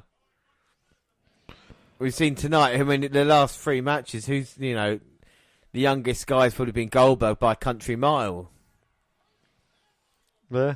And Page sent off the apron by Nash. And Nash is definitely over with the crowd. That's something to be said for him, even if it is a sacrifice of other wrestlers. But again, you know, with Nash, he came out to the NWO Wolfpack theme, the same theme that Scott Steiner come out to, who is clearly and visibly a heel. But Nash seems like he's a face, but DDP's the heel. So yeah, unless they do like a mega group of NWO who you know, targeting all the good guys, then that makes sense. But then that would make DDP the face, but he's the heel. And therein lies the problem as well. They're not sure what direction they're going to go. There's no long-term planning. You know, they don't know what's going to happen at Starrcade. The only match that I'm really looking forward to is Bret Hart Goldberg, because we've never seen that before. You know, apart from that. And I think, you know, Bret Hart, for all he's worth, he's a good technical wrestler. He could probably get a good slightly technical match out of Goldberg, but depending on which Bret Hart shows up. Well, Bret Hart's not had a world title opportunity yet since being in WWE, and let's not forget he's been in since December of '97. Now, so nearly 2 years in, and not been really given a chance. Didn't he have a US Championship? Yeah, he was US champion, and then that kind of got dropped out of the way. In fact, he'd losing to Page. Yeah. I mean, Page has been feuding with a lot of people. Macho Man throughout '97, and of course, like Bret Hart last year. Yeah, I think Page has probably had the best standout run of WCW since we've been watching it. I mean, Goldberg, he's been on a good run, but booking-wise, Page has kind of trumped it. Yeah. No, I think I completely agree with you. As Nash is dominating Page in the corner. And again, Nash, even though he's a writer, booker, or whatever he is, he's kind of not giving himself too much. I mean, he had a brief kind of forgetful run with the tag team titles. Yeah, I mean, he buried a giant, didn't he? The last time out, which was a bit of a shame. And Nash kind of just does what Nash wants to do, but he's obviously got Hogan in his ear as well, and that's what we've seen his past cut with the NWO stuff. He's always been playing second fiddle, and maybe he's just waiting for his opportunity to become the number one guy, which he can come tonight. With Hogan not around, he could carry it well as well. Well, he did it with WF, and Vince McMahon must have saw something in him to, make him be the champion for a year. Well, he's big and in the right place. He could be a dominating monster, but he doesn't carry himself off like that. Yeah, he's not serious enough sometimes. As we see the referee getting distracted the right way by Page, who hits a low blow. Yeah. And that's why Hill needs to come back into this match as well. The face always but needs to be you look at Page and you look at the referee. You tell me they're not in cahoots like Ric Flair and fucking Charles Robinson. Off it now. Come on, look, they both got the mullet tied back into a weird little ponytail. They both got the dodgy-looking porn star stash. There's nothing wrong with a dodgy porn star stash. Yeah, if you're a porn star. Well, Page has got something in his hand, and he's nipping away at the turnbuckle pads. And now Nick Patrick's seeing where it went, and Page is going to use that as a weapon. He used a microphone. Well, mic drop. Can he get the pin? No, Nash managing to kick out. And Page cannot believe it. And Nash sends Page head first into that exposed turnbuckle. So it's come back to haunt DDP already. Oh, 1, 2, no. Well, draping the arm across Page just before the 9 count. And only getting a 2 from that, though. 2. Page back to his feet, and now both men rocking each other. And it's not been a bad match so far. As Page now building momentum. And he eliminates Kevin Nash from a Royal Rumble. The Wolfpack there doing their symbol, and then into the diamond. When he wants Nash to feel the bang! And Page now taking his time, going after Nash. Baseball slide. Straight to the ribs of Nash. That's how you take a big man down. Oh! Diamond cutter on the outside. Now he's got to figure out how to get Nash back in. Well, if I was Page, I'd just get in and get the count out. He doesn't need to muck around here. Well, Bobby Heenan just make complete sense, and it's not a false count anyway, match, you fucking idiot. Does Page not know the rules of wrestling? Well, he's a champ. He calls the shots. Yeah, but he's been over 10 seconds fucking around now. And instead he's going to try and bring Kevin Nash in. Now he's trying to get a deadweight Nash back in the ring. Eventually does. Goes for a pinfall, but Nash kicks out. Well, DDP in. He's going to go for the cover using the ropes. 1, 2. Oh! Nash somehow managing to kick out. Never saw that coming. And Page going down really low there. It was the lower abdomen, though, as the commentators correctly called. And Page definitely feeling confident in this one. What do you think of Page's cocky heel swagger? I don't mind it, to be fair. I mean, he's holding his own at this moment in time. And Page going to go low again. And DDP instead of focusing on Nash, taking his time talking to the crowd. Now Page taking Nash to the ring post. A DDP going down, wrapping Nash's legs around a post. Twice going for that knee. Looks for a third time, but Nash pulling his legs in. Driving DDP's head post. Kind of getting a bit of separation between the two. And Page in now, the right hands, knocking Nash down. You got to say Page has been in control. I mean, Nash tried to get in and Page cutting him off. And now Page begging Nash to get up as there's a disturbance in the crowd. Now Page with the rights and lefts of Nash. Nash is up to a vertical base. What's going on in the crowd? Well, everybody seems to be distracted as Nash just takes out Page. And here's Nash building momentum now. Big clothesline. Nash's comeback's on. Snake eyes on the exposed turnbuckle. And Page's title reign could be coming to an end. And all. Dropping the weight on the back of Page as he was draped over the second rope. Irish whip, big boot. And now Nash looks like he means business. Calling for it. And load him up for the jackknife. Jackknife. Hits it. And Randy Savage is in. And a disqualification on a pay-per-view. And the 8th interference in 9 matches. What the fuck are we doing? Why did we watch this if there's going to be no finishes? Why is Macho come out here for? What the fuck? He came back as a face. These two used to be friends. Nash created the Wolfpack so Macho Man could be in it. Bischoff's making his way down here, though. Well, can we please sort this shit out? Well, Macho telling Bischoff not to mess with him. And Bischoff saying it's going to go to a finish. We're actually going to get a proper ending. Wow. Wow, what? I had to watch. Shoved up my ass. So this match is continuing. Page has not won. Has not retained. But Nash is still down. So the match is continuing. Nash struggling to get up to his feet. Side Russian leg sweep from Page. Floats over lovely into a cover. Only a 2 count. 2. And Nash still in this one. Barely. Page with boot up. Gets blocked. Goes for the clothesline.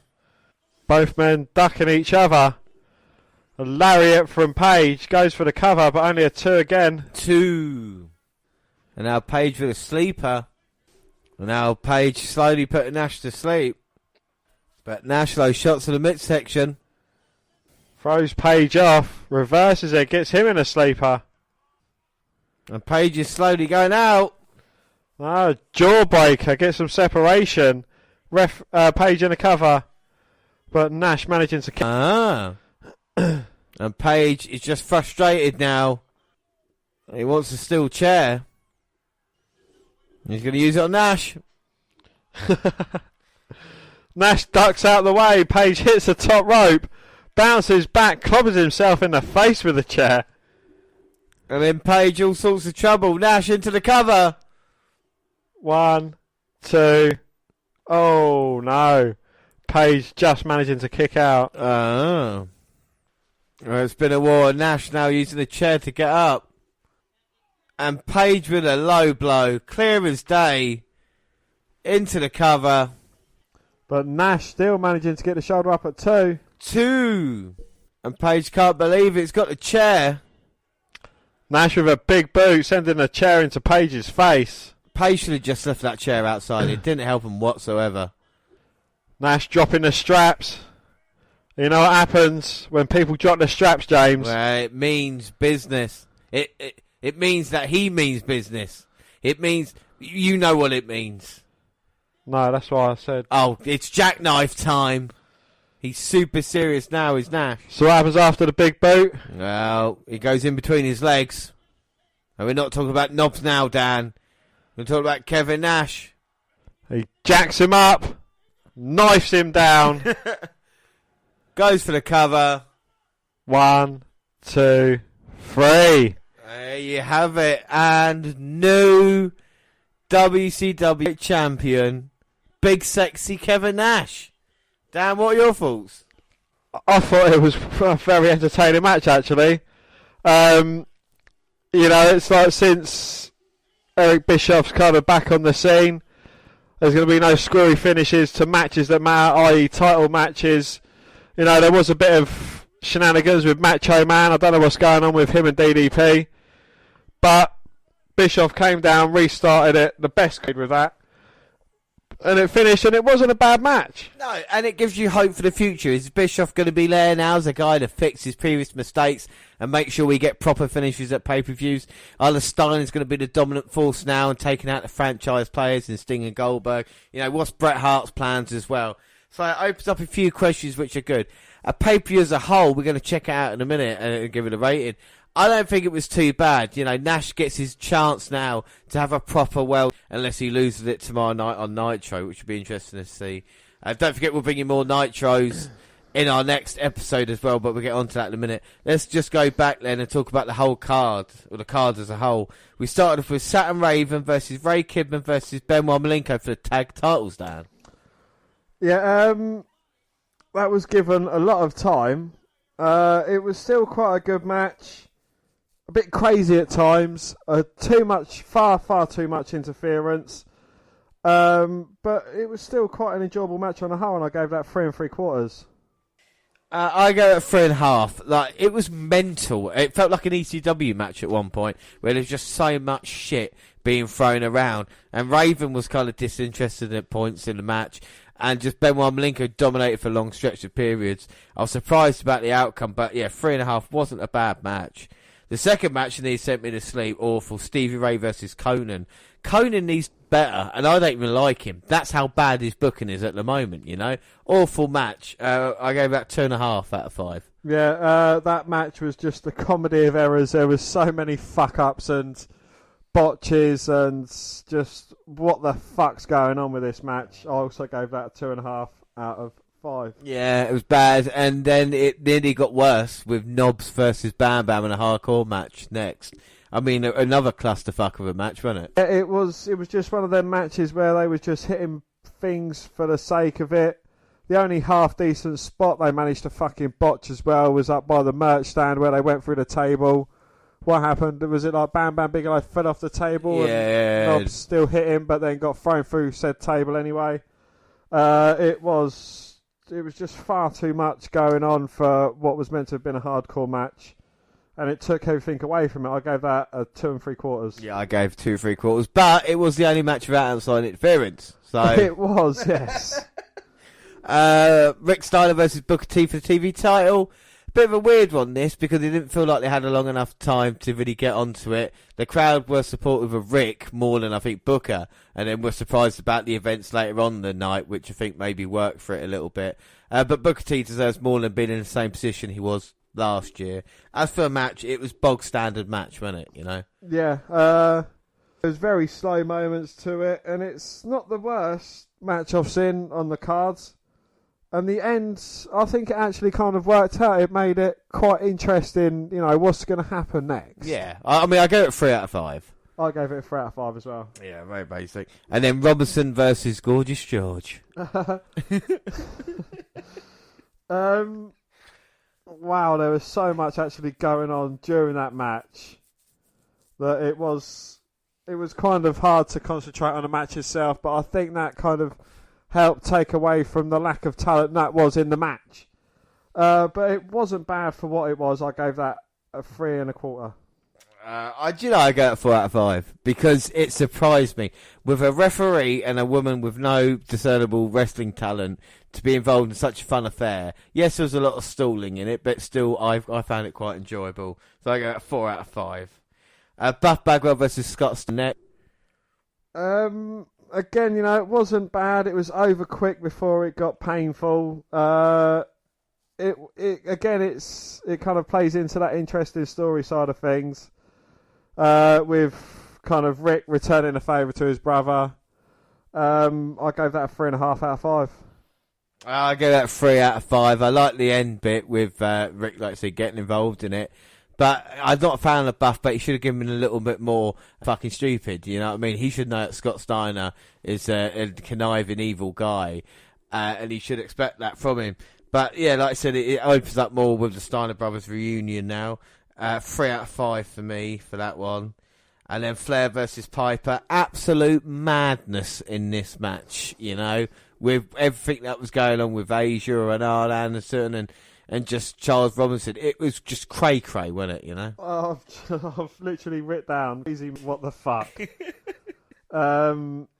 it was absolute madness as well. There was pretty much no wrestling whatsoever going on during that wrestling match. Again, on a storyline purpose, it was, fun and entertaining. And it kind of plays right into the storyline, mini Naitch and that. And I gave that a 3 out of 5. 3 out of 5 for me as well. I've thrown on me as a performer with the little stupid things that he does. Not as a serious performer, but as just kind of comedy value at the moment. I'm liking Flair, and I've always liked Piper. But 3 out of 5. Goldberg versus Sting, the two icons. This was a throwaway match if there ever was one. It was all about Bret Hart coming back as opposed to what this match actually meant, and it spoiled it as an entity, didn't it? Yeah, this match, it actually could have been a good match, but the interference kind of comes up. You kind of understand with a match like this that the interference saves both Sting and Goldberg from the loss. At least give them a little bit of time, or at least, have it in a different way. Yeah. And this is probably one of the only matches where interference... It was good in a weird way. It helped, but in the wrong place. Yeah. What was your score for that? 3. Yeah, again, 3. Very bog standard. And then the main event, which was better than I thought, It was, in my opinion, it was match of the night. It was an enjoyable match. The good calls, you kind of see Eric Bischoff, he's kind of like trying to make up for his sins, even though he was in the corner of Nash on the NWO, and that kind of call was sort of assisting Nash, but not in a way of assisting him, but, it worked in Nash's favour. It gave hope, didn't it, the new direction, and maybe people thought, well, maybe we're going to get Nash and Goldberg down the line to kind of sort that story out as well. I go at 3.5 out of 5. I go that 4. You go at 4. Yeah. So your match of the night is Kevin Nash DDP. My match of the night is Charles Robinson versus Gorgeous George. I'm saying it. And my rating out of 10, I'm going to give it a 7.5 out of 10. There's nothing really special here, but I think for for nearly 3 hour journey, it gave me enough laughs, and I find that with WWE now, if it's making me laugh enough, I might not be enjoying the wrestling action, but as long as I'm having a laugh at them, it's all right. So 7.5. What is your score? I've given it a 7. The only wrestling that I actually saw was probably in the first match of the night. You have 9 matches, and 8 of them featured interference.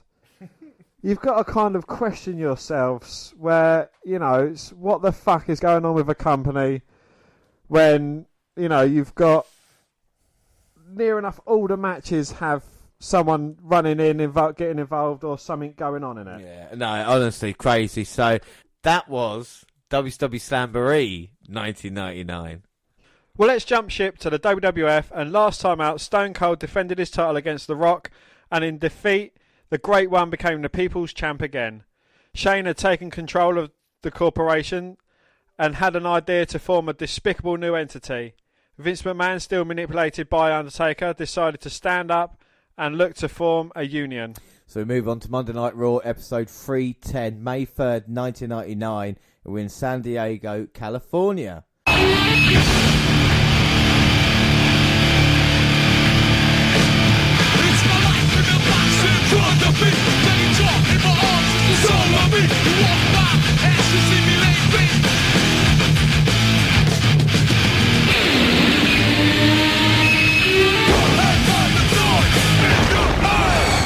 And here comes the corporate ministry, whose numbers might rival the NWO. And we see him coming out here. And of course, we've got Shane McMahon and The Undertaker as leaders. But that is not all at all, is it, really? You've got Triple H, Chyna, Mideon, Bossman, Viscera, Pete Gas and Rodney, and the APA. Yeah, so quite an intimidating presence for the corporate ministry. And, of course, they formed on the pilot episode of SmackDown a few days ago. Shane, of course, is the leader and gets in some jabs at the audience. He wants to know how many of the fools would have had balls to slap their father in the face. Sorry, but just looking at this team, is it my count only 3 or 4 become heavyweight champion? Well, yeah, I think so, yeah, looking at that. But I think what's more interesting is the ministry's kind of taken over from the corporation. Look at original corporate members. You've got the big bossman. Apart from that, Triple H and Chyna are a kind of new group, and I'm not really going to count the Mean Street Posse, but it's mainly based with the ministry, and in itself, like you said, with the Undertaker and Triple H as the two leaders, that's what's kind of pushing forward with it, aren't they, you know? Indeed, yes. But carrying on, Triple H makes fun of The Rock because that feud hadn't been done. They're fighting it over the edge, and Triple H doesn't get why people care about him. Is it because of the eyebrow thing? Well, Austin is on top of the Undertaker's list, but don't worry because he still hates everyone. He tries to save everyone, but Undertaker will be his executioner at Over the Edge. First, he's going to take the title, and then he's going to give Austin a beating like never before. Then next week on Raw, Austin will be the ultimate sacrifice to the greater power. Well, Shane reminds us that he'll be guest referee for that match. As for Vince, he has 2 hours to get out here. Well, on the stage, though, we have Mankind, Shamrock, Test, and Big Show all armed with 2x4s. Ho! There will be a bunch of guys that got beaten down, as earlier mentioned. Mankind says they've formed a union. He complains about the lack of pay and says they'll have Shane's testicles or something. Of course, the union is one of the most short-lived groups in WWE history, with 3 of the former members of the corporation as well. And this is a kind of inside joke of Vince McMahon as well, because he hate unions, you know, people to ever try. Sergeant Slaughter famously tried in the 80s. Hulk Hogan kind of blew the whistle on him. Sergeant Slaughter got fired, and Vince McMahon hates unions, so that was kind of the joke used against the corporate ministry. Oh, wait a minute, the union coming down to ringside now. Armed with their 2x4s. And making their way down slowly. And they're going to attack the corporate ministry. Who are scarpering out of the ring. Well, the Mean Street Posse got, I think, the worst of that by the union, but they're here to make an impression. Dan, what are your thoughts? It is good to see a band of guys, you know, joining together to kind of eradicate a common enemy. And, you know, it could be an interesting concept, I suppose. Yeah, well, that's an interesting way to start off. We thought the corporate ministry were in complete control, but there's a union there already. And we get a clip of Billy debuting a certain theme song tonight as well, one of my favourites, beating up X-Pac last night on Heat. Yes, and that takes us to our next match, which is Billy Gunn versus X-Pac. Are we going to listen to the song, James, or...? Dan, we always going to listen to the song. All right. I'm a nice man. Yeah, I'm an ass man.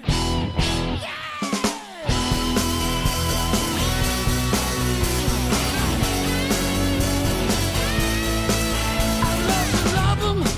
I love to kick 'em. I love to shove 'em. I love to stick 'em.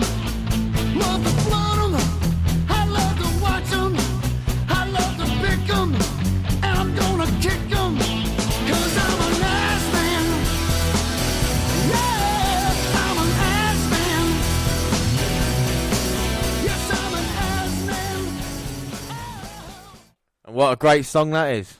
Well, an angry Pac goes right after him with his usual assortment of kicks. Gunn hit of the jackhammer out of the corner to take over for 2. 2. And we're in a chinlock a minute into this. That's a sign of a short match. Well, thankfully it doesn't last long, so Pac gets slammed twice, Gorilla, Power respectively, but they collide coming out the corner. Pac kicks him down a few times and loads up a Bronco Buster, but lands on a boot, famous that, and we're done quick. It was a nothing match, but you don't get a new song and lose. Well, Billy keeps beating on him, but Road Dogg makes a save, followed by Kane taking Pac to the back. Well, Shane is yelling in his office about the union. Well, here's the corporate ministry again, and Shane says he's made some changes for tonight's show. Before he can say anything, we cut to the back where Linda, Stephanie and Vince are arriving. Shane doesn't seem to have seen them. Back in the arena, and we hear about a 4 corners match. Viscera versus Bossman versus Midian versus Test. All are corporate ministry other than Test. Also tonight, Mankind has a hardcore match with the Acolytes. Triple H is going to get Shamrock. That should be good. Oh, and Chyna's guest referee. As for the Mean Street Posse, they get Patson and Briscoe. Finally, we get an Undertaker versus Big Show. There's also going to be an evening gown match between Sable and Deborah. The rest of the McMahons and Patterson are all watching in the back. You see, and that's the different thing between like a Nitro and a Raw, or even a Raw today. It's set out its stand and saying, this is what we're going to have for tonight, this is the story we're going to tell, so you better watch, you know, because there's going to be something for everyone.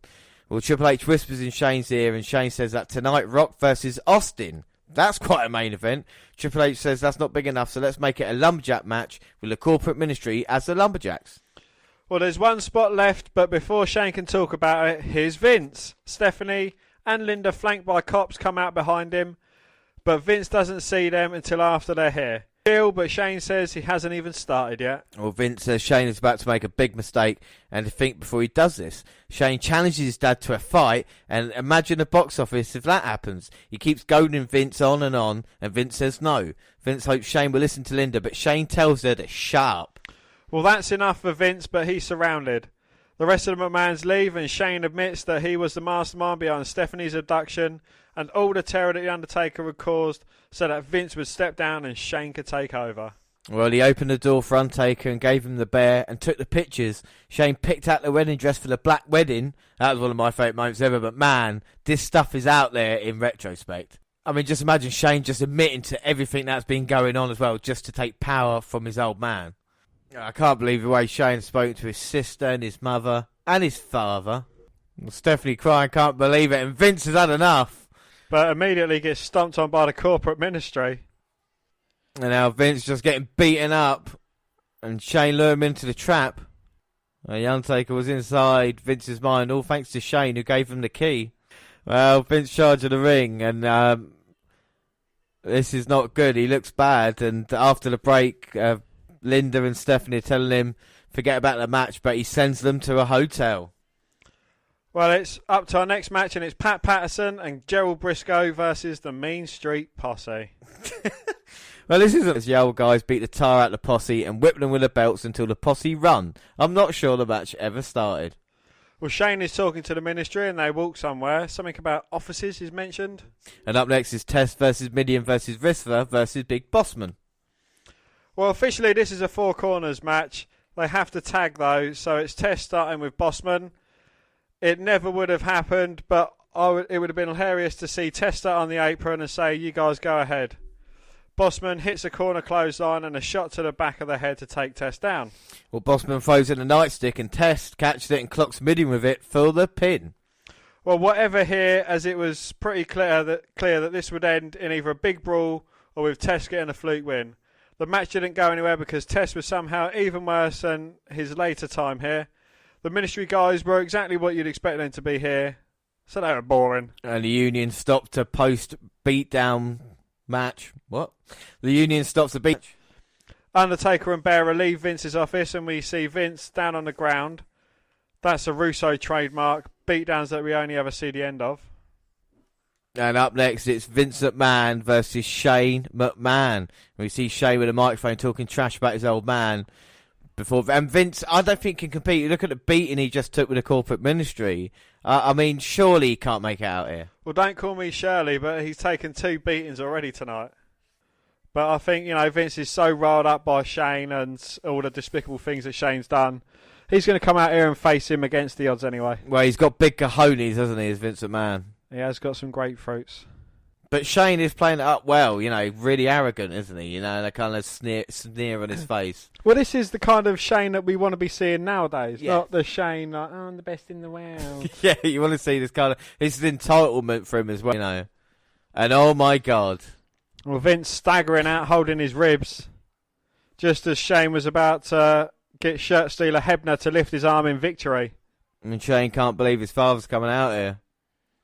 But this shouldn't be a long match. Well, Vince in no condition to perform. Oh, my God. Oh, no. He's just fallen on the stage. Flair bumped it. And Shane with a chest clothesline taking his dad down. And oh, my God, Shane just beating Vince McMahon down the ramp. And this is sickening. And Shane, as JR says, just drunk with power. But Shane, in his defence, he's out here alone. He's not got a corporate ministry by his side. He's just had the corporate ministry beat him up. He doesn't need them out here now, does he? Well, he's still out here on his own. Oh, no. And Shane putting Vince in the corner. Just choking him out with his foot. And Shane's going to do it to his old man. Bronco Buster. Well, I never thought I'd see Shane giving Vince a Bronco Buster in my life. Now, Shane's got Vince right where he wants him, a clothesline. I think he could pin him at any moment, but he's just playing with him at the moment. Indeed, yes. Playing with his dad. As I said it, I realised probably wasn't... I mean, this isn't a 17 match. No, not at all. Shane's sweating profusely. I think it's that thick jacket that he's wearing. I don't know why he's wearing such a big jacket for. Looks like his 4 size is too big. Oh, but Vince ducking, finally hitting his first offensive move, and the fans go crazy for Yeah, it. they're definitely behind Vince. Shane getting to his feet now. Vince! Corporate stunner! And he's talking trash like Austin as well. 1, 2, 3. Vince McMahon has beaten Shane with a Stone Cold Stunner. No, it's the corporate stunner. Well, whatever it is, it's one of the best things I've ever seen. I don't know about you. Absolutely brilliant, yeah. Even the trash talking after it was absolutely perfect. Well, Vince, even though he's beaten up, gets one over on his son Shane. Oh, that's brilliant. Well, up next, it's Mankind versus the Acolytes. Well, it's a hardcore match, and Mankind has his 2x4 and goes after Farouk with it, but Bradshaw pops in with a conveniently placed snow shovel, and we head outside. The numbers are catching up with Mankind, and we go back inside quickly. More beating follows, but Foley chant lets him hit a double clothesline. That, of course, doesn't last long, and we head back outside. This is moving fast again. Well, Foley gets into various of them. A low blow gets him a break, and he fires us some bell and trash can shots on both guys. Back inside, and Foley gets two, and a chair shot in that order. After some heel miscommunication, the claw goes on Farouk, but Bradshaw breaks it up with a double powerbomb onto some chairs to Endless. Now we're going to watch the bump, because we talked about after in the cell match, Mankind not really taking that big a bump. But when you consider it's the Acolytes and 2 chairs are set up, God.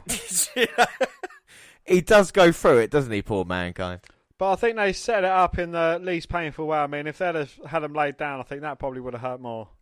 Yeah, and I think the way Adam Cole took, I remember Adam Cole took at one time the chairs the other way around as well. Who cares though, James? Which is going to be terrible. We'll move on. Not much here, but there wasn't really a way to have Foley win this and make it look reasonable. The benefits of the Attitude Era. People don't overcome ridiculous odds most of the time, and it kept things a bit more reasonable than it gets today.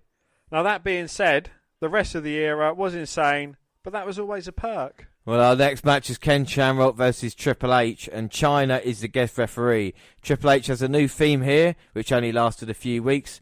And Shamrock takes him to the mat with a quick armbar and pounds on the arm, but Triple H goes to the eye. Now, why didn't he do that? Well, fuck that shit. Shamrock goes back to the arm, which apparently is to set up the ankle lock. He tries a runner, but gets countered into a powerbomb as Triple H takes over. Well, Chyna is checking her nails as Triple H chokes on Shamrock. A high knee gets a quick 2 count. 2. From Chyna. Shamrock grabs a leg lace, but Chyna rakes his eyes to break it up. Triple H hits Shamrock low to take over again as Lawler talks about some evening gown match, and we get a Yahoo! Shamrock comes back with his spinning elbow and a drop kick for no count. He counters a pedigree into an ankle lock, but Chyna grabs Triple H to the ropes. Ken goes to suplex Chyna, but Triple H makes the save. Low blow sets up the pedigree for the pin. Yeah, this is about what you would expect. It wasn't bad. Shamrock would drop down the card over the summer and would be gone by the fall after he was feuding with some new guy named Jericho. Who? Anyway, not a bad match here, but Chyna interference was a story we've seen before, and low shorts, and it worked. Yes, and our next match is Undertaker versus The Big Show. The very first meeting of many, and here we go. The Undertaker just come out and started strong on the Big Show. And what have you thought of the Big Show? He's been around about 3 or 4 months now. How do you think WWF have dealt with him? I think they've dealt really well with him. You know, he does seem an unbeatable monster, and that's how it should have been. I think without a doubt we've seen it, you know, and he's definitely beating his own man at the moment as the Undertaker, just trying to be quick with those right hands. And he's always been evolved the upper storylines as well. You know, he's part of the corporation, and now he's part of I can't even remember the name of their group now. The Union. As he's got the bear hug on the Undertaker, and he's definitely, like I said, the fans definitely behind the good guys and booing the bad guys, and that's the way it's been. You know, it should be. I don't think the corporate ministry have got anything likeable about them in a way. You know. The Undertaker managing to break free of the bear hug, but quickly running into a big boot from the Show as he gets eliminated from the Royal Rumble. Straight clothesline over the top. And Paul Bearer is giving the Undertaker something. And what's that smell, Dan? What's that horrible smell? Oh, it smells like chloroform. Oh. And he's put it on his arm pad, and he's got... There's a Big Show just chop block. Just clobbers the chest of Undertaker to bring him back in the ring. Body form. Body form for you. And the Big Show's going out, but powers the Undertaker over his head. That's not enough. And now Taker's got a baseball bat. And he just breaks the baseball bat over the head of the Big Show. Home run. Well, that's what you get if you cut the Undertaker. Oh my God, Big Show cut open there. Busted wide open. The Undertaker choking him out. Well, he didn't win the match, but well, there we go. You see a replay shot of the baseball bat. And that was full on in the face, as you like it. And you see during the break, Big Show doesn't really know where he's going. You see the big lump on his head as well. That was a brutal shot there. But we move on. Up next, the Women's Championship is on the line. Yes, and it is Deborah versus Sable in an evening gown match, nonetheless. But Sable pops up on screen, but says she's at the Playboy Mansion, so she has a stunt double. Oh, and it's Nicole Bass. This is your kind of woman, isn't it, James? Well, Bass is 6'2" and built like China. Deborah strips and loses on her own. She doesn't want any of Nicole Bass in the evening gown. And to be fair, I don't blame Deborah. And there you go. Nicole Bass wins.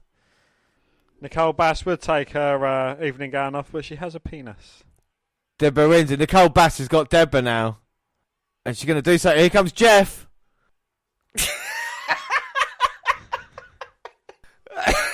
What just happened? Guitar up to Nicole Bass. Well, Val Venus is out.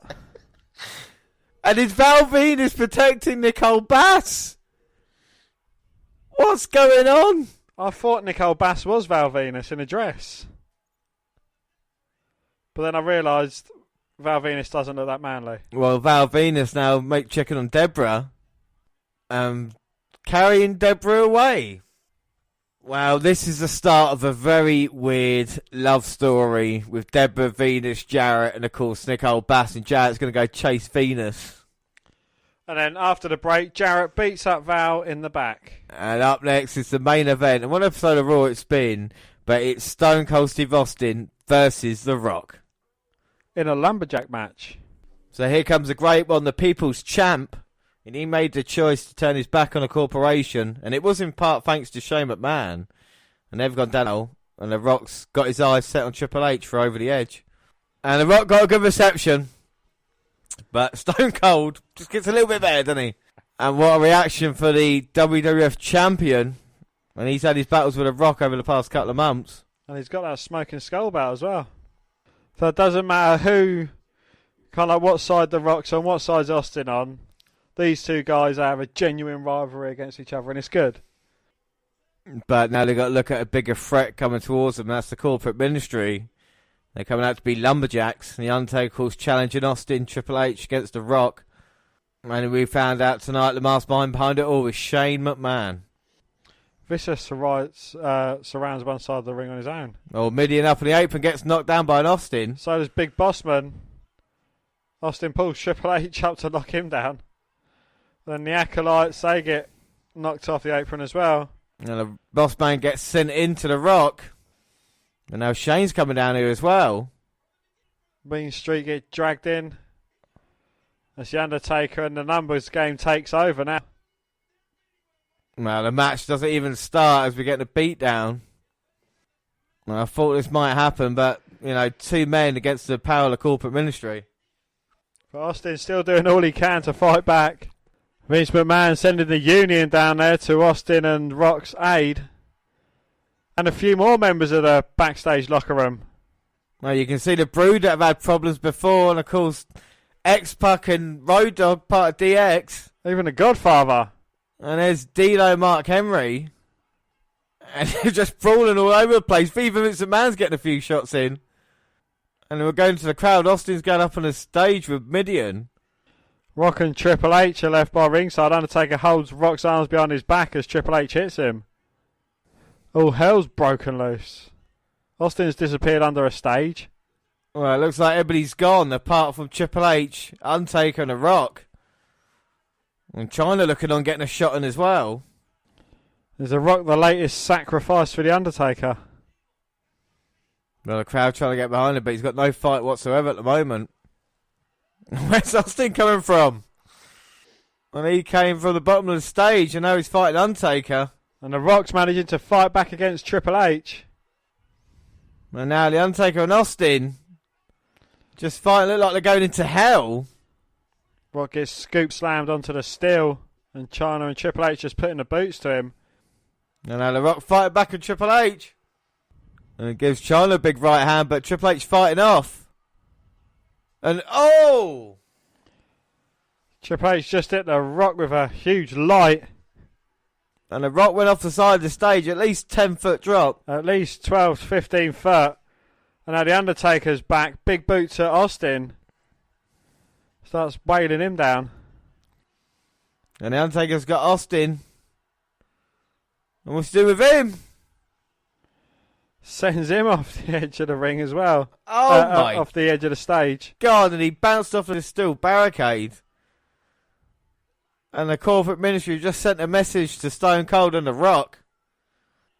And the corporate ministry stand tall. And that's a way to get heels over, putting out the two biggest stars on the brand. Well, they're trying to have a match against each other, but yeah, they've got to come together to try and eradicate the biggest enemy in the business. And it all builds towards the next pay-per-view as well, because of course Austin versus Taker for the title and Rock versus Triple H. What are your thoughts on that Raw, Dan? That was good. Brilliant storyline advancement, and it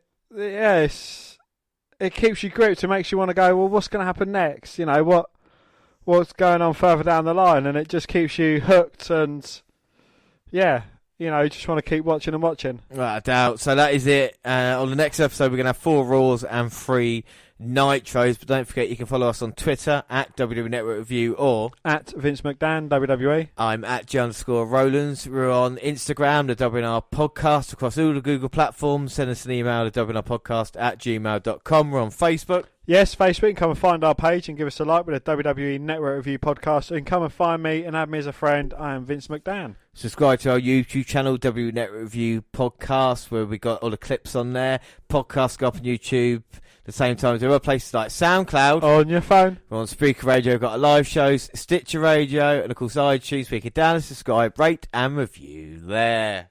Well, hold on, James. Don't forget the website as well that's under construction that you're going to have finished by SummerSlam. Yes.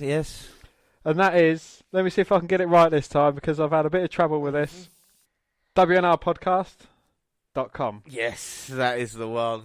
First and time done, go to the WNRpodcast.com. I have been James Rowlands, and as always joined by Dan White. Thanks for listening, everybody, and bye. Bye.